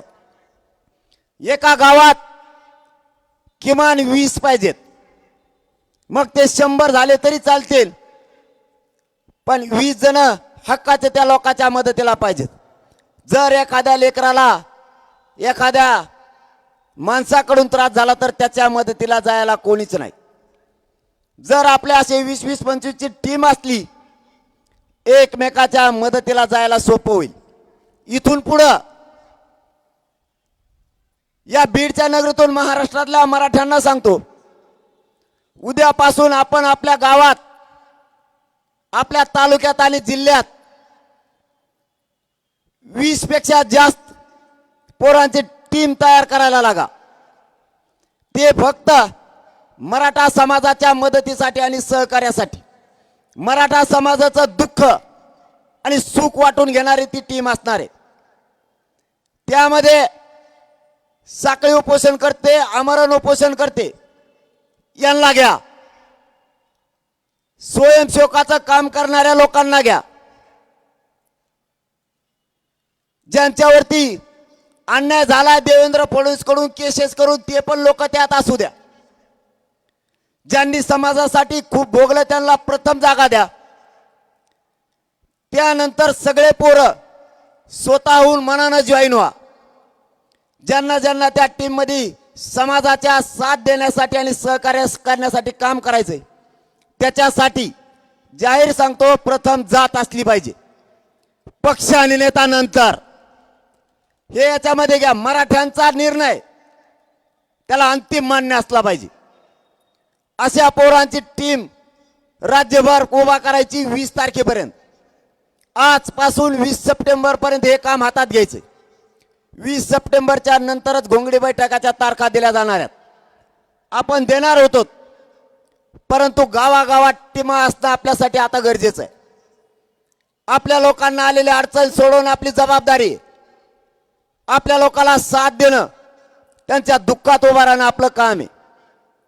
म्हणून या कामाला उद्यापासून प्रत्येकानं गावागावात जावा, समाजाशी संपर्क राहू द्या. बैठक बोलवताना संपूर्ण गावातल्या मराठ्यांची बोलवा. तुमच्या वतीनं जे कोण त्या गावात जाणार आहे त्याच्या वतीनं सगळ्या मराठ्यांना निमंत्रण जाऊ द्या. कोण नाही आला ती त्याची जबाबदारी, पण आपल्या बाजूनं सगळ्या मराठ्यांना न्याय द्या. कुणी उद्या म्हणायला नको मला आमंत्रण नव्हतं. घरोघरी त्या बैठकीचं निमंत्रण द्या आणि त्यांच्या समोर ती मराठा समाजाची, मराठा सेवकाची टीम ठरवू द्या. उद्या जर कोणी त्याच्यात एखादा आला नाही तर आपल्याला म्हणायला नको त्याने की आमचा माणूस तुम्ही त्यात का घेतला नाही. या सगळ्या असू द्या, फक्त त्याला प्रथम समाज आणि समाजाचा निर्णय अंतिम मानणारा तो मराठ्यांचा सेवक असावा. फक्त बैठक मात्र गावात झाली पाहिजे. त्यांचंच गाव आणि त्याच गावातले मराठ्यांचे सगळे लोक, समाजासाठी निस्वार्थपणे काम करणारे लोक त्या टीम मध्ये घ्या. आपल्याला पुढच्या काळात गरज आहे समाजाला न्याय देण्याची. माझी तुम्हाला हात जोडून विनंती आहे, हे काम सुरू करा. त्यानंतरच महाराष्ट्रातल्या आता घोंगड्या बैठका होणार आहेत. ज्या तालुक्यात, ज्या जिल्ह्यात टीमा तयार झाल्यात त्या जिल्ह्यात यापुढं आणि तालुक्यात घोंगड्या बैठका होणार आहेत. कारण आपल्याला समाजाला न्याय देण्याचा उद्देश आपल्या समोर सगळ्यात महत्वाचा आहे. दुसरा उद्देश नाही. अगोदर समाज, मग बाकीचं. मी पुन्हा तुम्हाला एक गोष्ट आवर्जून आठवणीत आणून देतो. सरकारनं आपली त्यांच्याकडे मागणी होती 83 क्रमांकाला कुणबी आणि मराठा एकच आहे. हा अध्यादेश सुशील कुमार शिंदे सरकारनं त्यावेळेस काढला होता. 2004चा तो अध्यादेश तो रद्द केलाय. त्याच्यात दुरुस्त्या करून त्या शिथिलता आणून ती पुन्हा सुरू करा, किंवा मराठा आणि कुणबी एकच आहे याचा नवीन अध्यादेश काढा. ही पहिल्या दिवसापासूनची आपली मागणी. आपली दुसरी मागणी, सगळ्या सोयऱ्यांची अंमलबजावणी करा, तीही आम्ही दिलेल्या व्याख्याप्रमाणे. आपली तिसरी मागणी आहे, हैदराबादचं गॅजेट, सातारा संस्थांचं गॅजेट, बॉम्बे गव्हर्नमेंटचं गॅजेट हे तातडीनं लागू करा. सरकार करत नाहीये म्हणून आपला समाज जागे राहा. आपल्याला ते मिळवायचंय. शेवटच्या क्षणाला ही लढाई मराठ्यांनी हरवायची नाही. जर कदाचित सरकारनं दिलं नाही तर आपला नाविलाज आहे. आपल्याला ज्या क्षेत्रात जायचं नाही त्या क्षेत्रात जावं लागणार आहे. कारण गरीब मराठा सगळा एका बाजूने झालाय. आता श्रीमंत मराठ्यांना गरीब मराठ्यांची गरज नाही. त्यांच्या विचारावरून लक्षात यायला लागलंय की श्रीमंत मराठ्यांना गरीब मराठ्यांची गरज नाही. त्यांच्या भडकाऊ भाषणं, त्यांचे वक्तव्य पाहता यांना गरीब मराठा मोठा होऊ द्यायचा नाही. आणि तुम्हालाही जाहीर सांगतो, आपल्या गरीब मराठ्यांशिवाय यांचं पानही आलू शकत नाही. गरीब मराठ्यांनी जर मनावर घेतलं, एकही पक्ष सत्तेवर बसू शकत नाही. आपला काय निर्णय होईल मला माहित नाही, पण निवडणुकाच्या तारखा जाहीर झाल्या की त्याच्या अगोदर 4 ते 8 दिवस अगोदर आपल्याला महाराष्ट्रातल्या समाजाची बैठक घ्यायची आणि त्यांच्या समोर ठरवायचंय उभा करायचे का पाडायचे. जो काय निर्णय होईल त्या निर्णयाच्या पाठीशी तुमचे लेकर आणि जात डोळ्यासमोर ठेवून तुम्हाला ताकदीने उभा राहावं लागणार आहे. माझ्या मराठ्यांचे हार होऊ देऊ नका. माझा मराठा समाज ताकदीने एकत्र आलाय. इथं तुम्हाला आणि मला काही किंमत नाहीये. आपल्या मराठ्यांची हार होऊ देऊ नका. जर लढायचं ठरलं तर ताकदीनं निवडून आणायची जबाबदारी तुमच्या खांद्यावर आहे. आणि जर पाडायचं ठरलं मग तर कचा कच पडत येत. पाडायचा तर काही लोडच नाही. आपल्या आशेच 54 निघत राखीव मधली 70,000पेक्षा जास्त मतदान आहे हो मराठीचं एका मतदारसंघात. तुटन का लीड कुणाला? 1,70,000ची. अरे एक जणाची 5,000ची लीड तोडाली इतका फेस पडला होता. तर 70,000ची कुठं तोडीता 1,00,000ची लीड तोडणं सोपं आहे का? आपले तेच 48-50 निघत आहेत. 5-50 तर मराठी आत्ता वरकडून आणते तिकून तिकून झाले 100-150 आमदार. हो ना एकदा गरीबाचे काही नेट आहे का तुम्हाला? नाही तर मारा मग मार खाऊ खाऊ. कुणी धोपटीत आहे पोलीस होते इतके धोपटीत आहेत मराठ्याला तुटूनच पडत. 2-2 हाताने हाणते. इतकं हाणतेत की लई. आम्ही मार बघितला भाऊ. आमच्या लोकाला असं कुथड येईनी. देवेंद्र फडणवीस ऐकून त्यांना दोष नाही देत आम्ही. देवेंद्र फडणवीसने सांगितलं तसं त्यांनी केलं ना. असं कुठलं त्यांच्या हातातले दांडे मोल्डर ते काळ हातात राहतात एवढं त्यांनी सुद्धा आणतो देवा. पण फडणवीस साहेब तुम्ही जरी तुमची मस्ती आमच्या अंगावर काठ्या चालून दाखवली असले ना दिवस बदलत आहेत. रावणाची लंका सुद्धा खाक होऊन बसली. हिशोब होणार आहे. जोपर्यंत मनोज जरांगे जिवंत आहे ना हिशोब होणार. जातीवादी अधिकारी आणून माझ्या गोरगरीब मराठ्यांच्या डोक्यात छातीत पोटात गोळ्या घातल्या. आया बहिणींच्या डोक्याच्या चिंदड्या केल्या. आमच्या डोळ्या देखता छाताडावर बसून बंदुकीच्या दस्त्यानं डोके फोडले. जातीवादी अधिकारी तिथं आणून त्यांनी इटानी मराठ्यांना मारलं. आणि ज्या पोलिसांनी मराठ्यांना मारलं फडणवीस साहेब तुम्ही त्यांना बढती दिली. मराठे विसरणार नाहीत. दिवस बदलतेत. हिशोब जिथला तिथं होणार आहे. आज तुमचे उद्या गोरगरीब मराठ्यांचे सुद्धा दिवस येतील. तुमच्या भाजपला कधीच वाटलं नसेल तुमची सत्ता येईल. इतकं बलाढ्य काँग्रेस होतं. समुद्रासारखं पसरलेलं ते काँग्रेस नायनाट होऊन बसला त्याचा. तुमची सत्ता आली. त्यामुळं गर्वात राहू नका. तुम्हालाही मराठी पायाखाली टाकायला वेळ लागू देणार नाहीत. जातीवादी अधिकाऱ्यांच्या हातानं आमच्या आई बहिणीचे डोके फोडून रक्ताच्या थारुळ्यात पडलेल्या माता माऊल्यांचे सुद्धा कदार या हरामखोरांनी केली नाही. माय माऊली प्रत्येकाच्या घरात आहे. इतका जातीवाद ठासून भरलेला नसावा. आणि अधिकाऱ्याला जात असल्याची काही गरज नाही. जसं की त्यांचं आणि आमचं 5 पिढ्याचं वैर आहे. या पद्धतीने वार चालू होते माझ्या माता माऊलीवर. तेव्हाला अंतरवालीच्या महिलावर झालेला नाही. महाराष्ट्रातल्या कोट्यावधी मराठा माऊलींच्या अंगावरती तो वार झालाय. तो हल्ला महाराष्ट्रातल्या समाजावरती झालाय. इतकी मगरुरी आणि मस्ती आणि एवढा जातीवाद अधिकाऱ्यांच्या अधिकाऱ्यात भरला हे आम्ही पहिल्यांदा बघितलं. पोलीस हल्ला करतात. लाठीचार्जही केला जातो. पण त्याला काही लिमिट असतंय. लाठीचार्ज आम्ही बघितलेत. हल्लेही बघितलेत. पण हा जीव घेणा हल्ला देवेंद्र फडणवीसने जाणून बुजून मराठ्यांवरती घडून आणला. इटानं आणि दगडानं मारणारे पोलिस या देशात कधीच घडू शकत नाहीत. बंदुकीच्या दस्त्यानं डोके फोडले. आया बहिणी लेकरासह रक्ताच्या थारोळ्यात पडल्या. त्या लेकराच्या किंकाळ्या ऐकून लोक बेशुद्ध पडत होते. इतका भयान हल्ला त्या लोकांनी अचानक केला. काय मिळालं फडणवीस साहेब तुम्हाला? आणि पुन्हा म्हणता आई बहिणीवरती शिवाय देतो. माझ्या आई बहिणीच्या अंगावरती तुम्ही हत्यारं चालवले. मी का शिवाय देऊ नये तुम्हाला? तुम्हाला तुमच्या घरातली आई वाटती. माझ्या आई बहिणीला काही इज्जत नाहीये काय?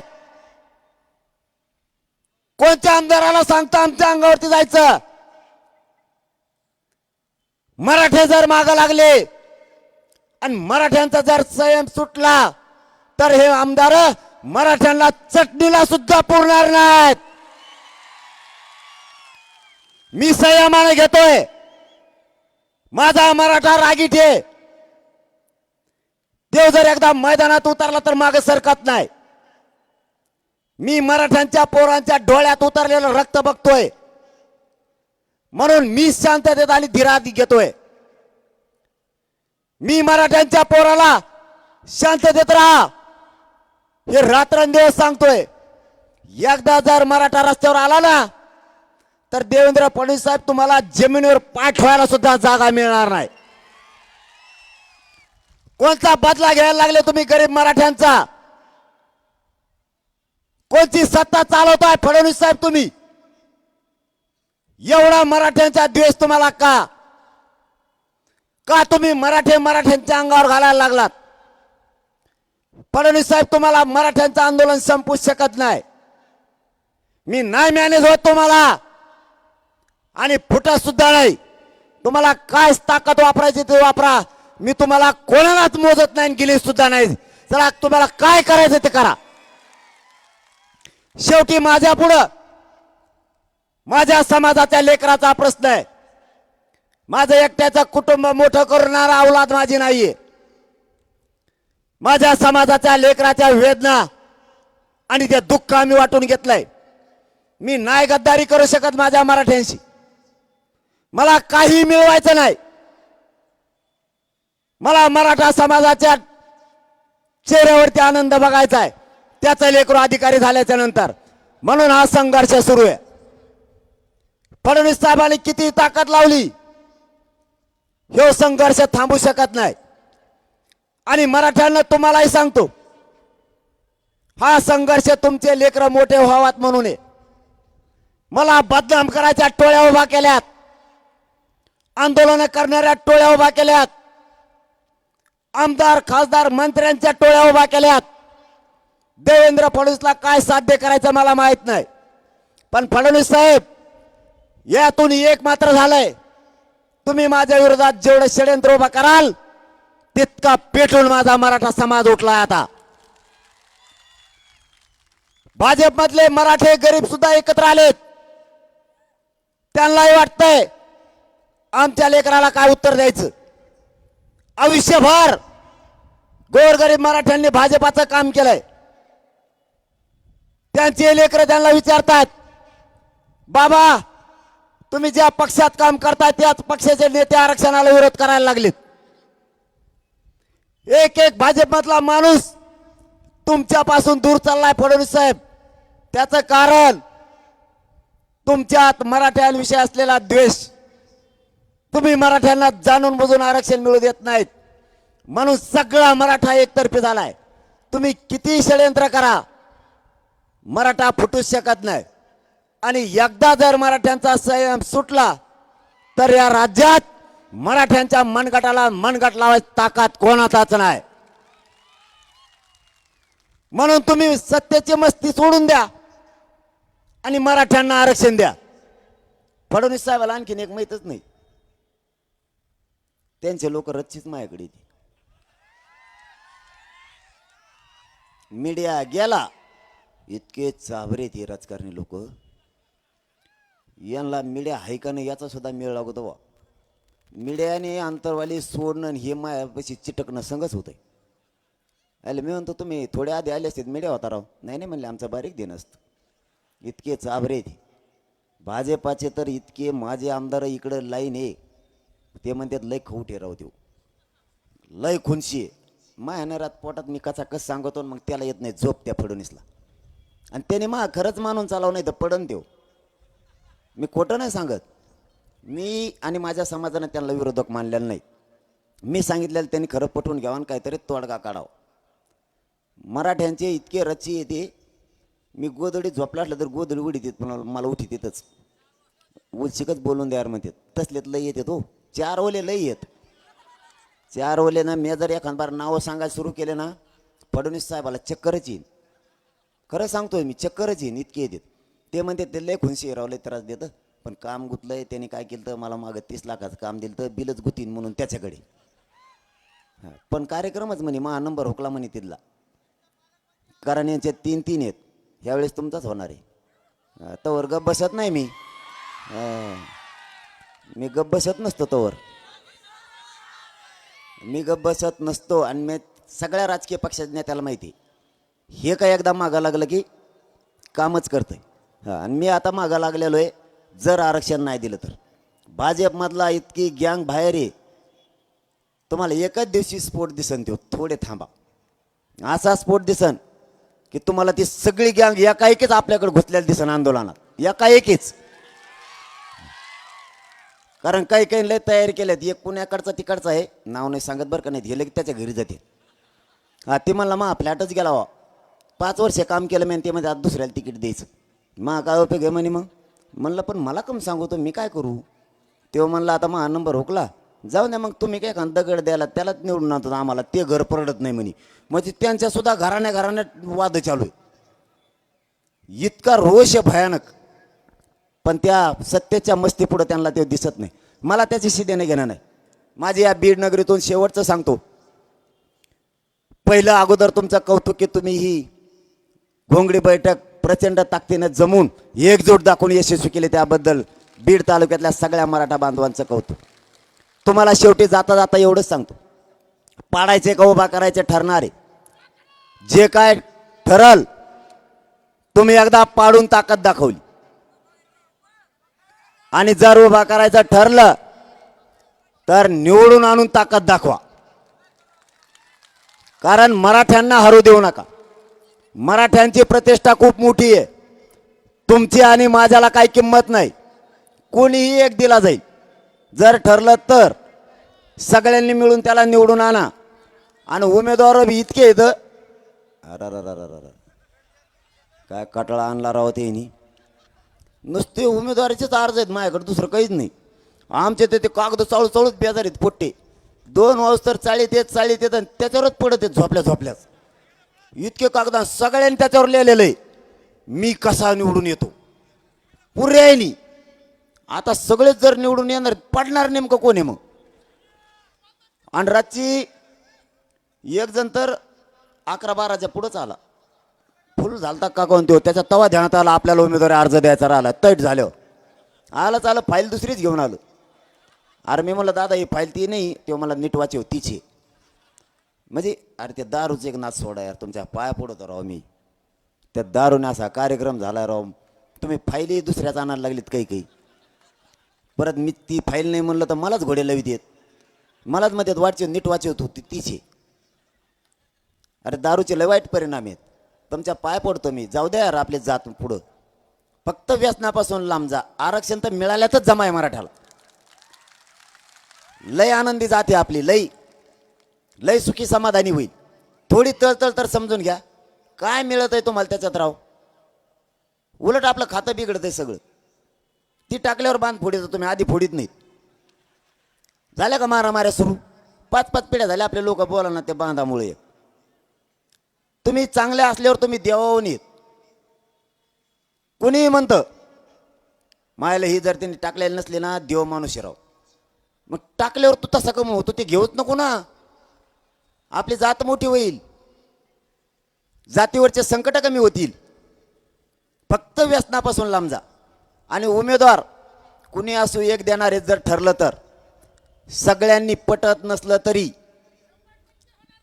डोळे झाकून त्याला एक शिक्का मराठ्यांनी मतदान हाना.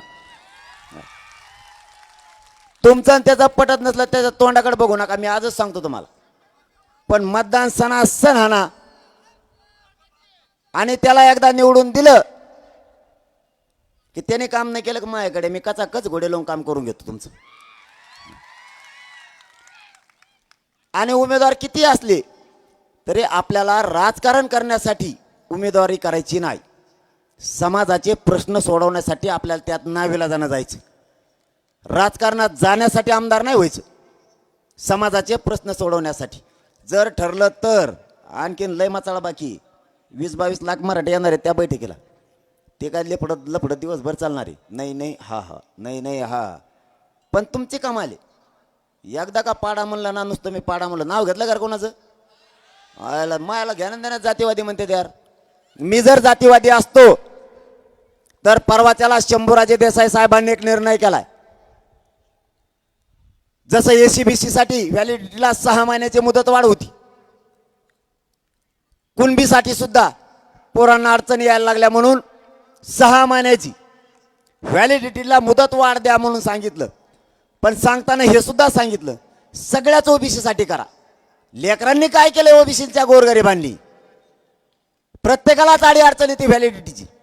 त्यांनी ओबीसी साठी 6 महिन्याचा निर्णय घेऊन टाकला व्हॅलिडिटीचा. तरी मला जातीवादी म्हणता. मुलींना मोफत शिक्षण करताना फक्त मराठ्यांच्या मुलीला करायचं होतं. मी तिथं सांगताना सचिवांच्या आणि मंत्र्यांच्या समोर सांगितलं होतं, ओबीसीच्या गोरगरिबांच्या लेकीनं काय केलंय? छगन भुजबळ जातीवाद पसरितो. ते संस्कार मराठ्यावर नाही आहेत. सगळ्या जाती धर्माच्या लेकींना मोफत शिक्षण करा, तोही जाहीर मंजूर करून घेतलाय. तुम्ही जातीवादी म्हणता कसे? तुमच्या सोयीनुसार तुम्ही राजकारण नका करू. आम्ही नेत्याला सोडत नाहीत, त्यांच्या बी आमच्या बी. पण गाव खेड्यातल्या एकाही ओबीसीच्या बांधवाला पण आतापर्यंत दुखवलेलं नाही, एकाही, आणि आयुष्यात कधी दुखवणार सुद्धा नाही. सगळ्या गोरगरिबांचे काम मराठे करतात आणि त्या पुढेही करतील. त्यांच्यावर मराठ्यांकडून कसलाच अन्याय होणार नाही याची खबरदारी गावागावातला मराठा घेतोय. फक्त तुमच्याकडे एक जबाबदारी, एकजूट फुटून देऊ नका. बाकीचं सगळं मी बघतो. देवेंद्र फडणवीसांना काय षडयंत्र करायचे ते बघतो. आणखीन तो दरेकर मामा उठला पुन्हा नवीन एक, आता आणखीन लय येतं. आता ना खरं सांगतो तुम्हाला, हे मराठ्याच्या खिशात येत असली जर तारायला लागले मराठीत चालता चालता यांना कुंकड पाडून टाकी देईन, मेळ बी नाही लागणार. आणि आता ते येतं नसते त्या बरीने, याच्यातलं तर एकही येत नसतं. आता किती ताकद लावली तरी शेवटी जाताना एवढंच सांगतो, भावनिक होऊ नका आणि जात आणि लेकराला विसरू नका.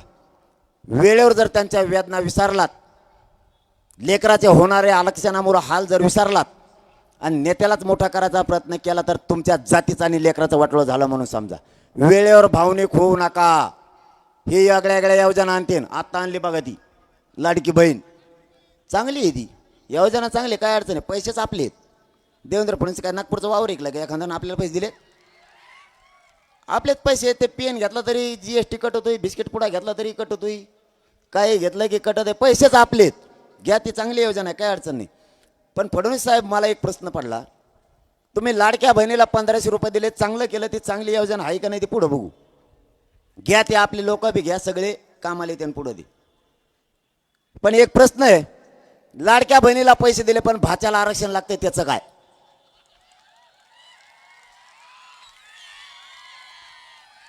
आणि दाजी शेतात काम करतो, बांधावर त्याचा फेस पडाय काम करतो, त्याचं काय? दाजीच्या मालाला भाव पाहिजे ना.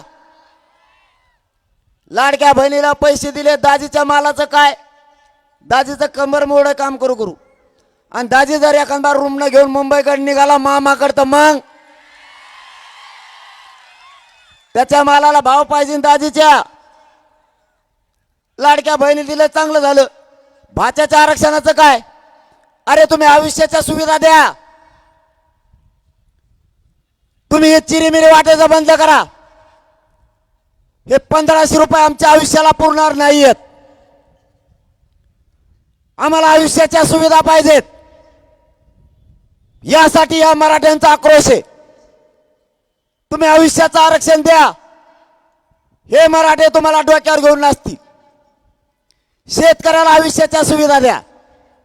करा शेतकऱ्याची कायमची कर्जमुक्ती. ते नाही करणार. 1500 रुपये देणार.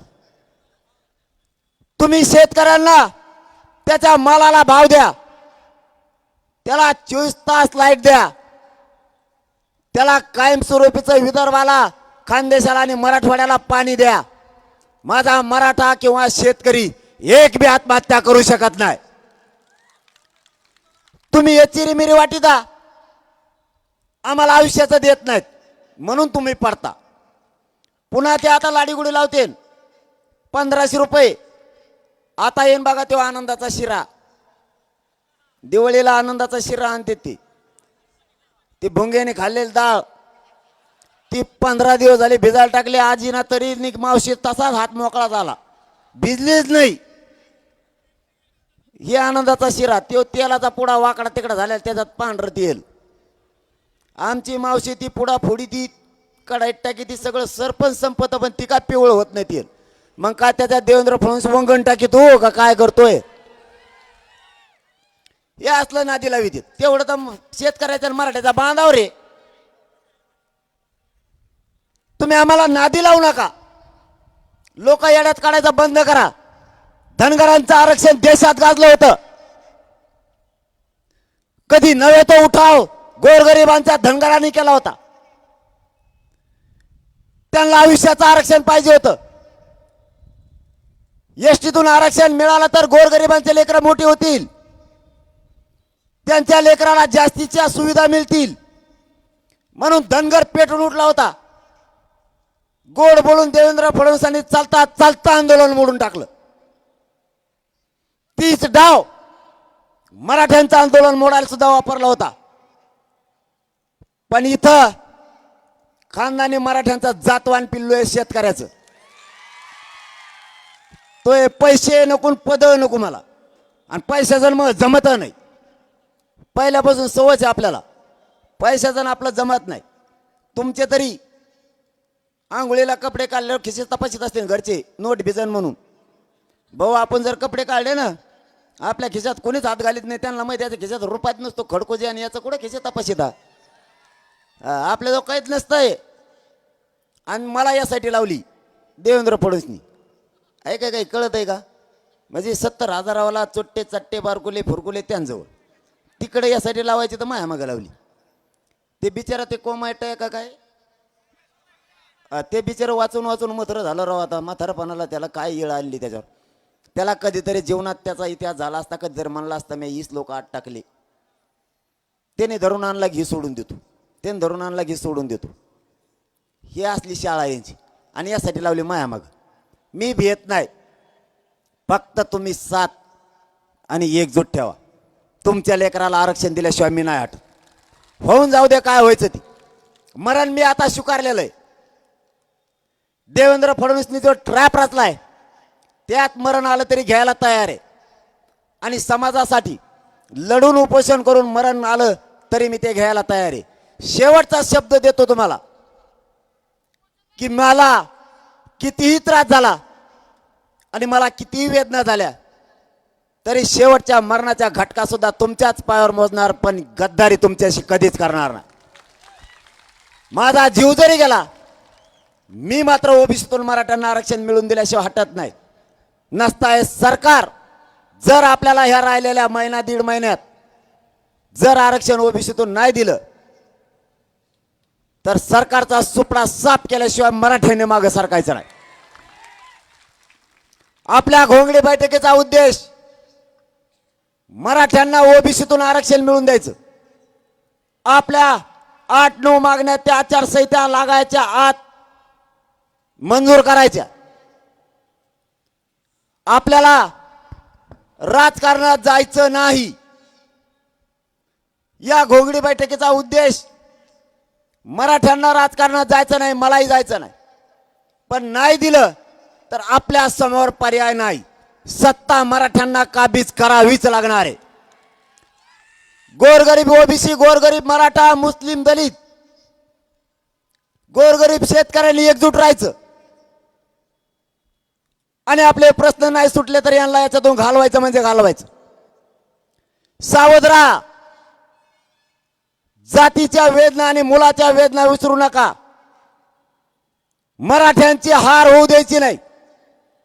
कितीही आमदार खासदार मंत्र्यांनी अन्याय केला, किती त्रास झाला, मराठ्यांनो एकजुटीनं सामना करा. गरीब मराठ्यात प्रचंड शक्ती आहे.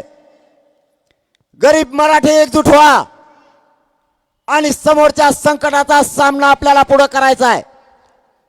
जाताना पुन्हा एकदा सांगतो, एकजूट फुटून देऊ नका.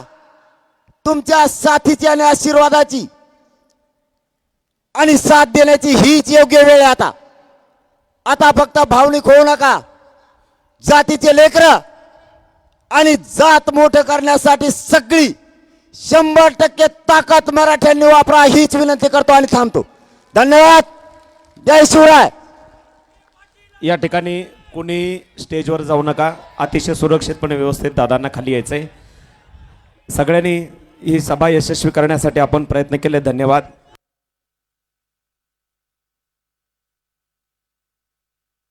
व्यवस्थितपणे. आणि शिरूर तालुक्यातून भानकवाडी येथून 60 किलोमीटर अंतरावरून या ठिकाणी ह्या बैलगाड्या आलेल्या आहेत. त्या सगळ्यांचं आपण या ठिकाणी आभार व्यक्त करायचे.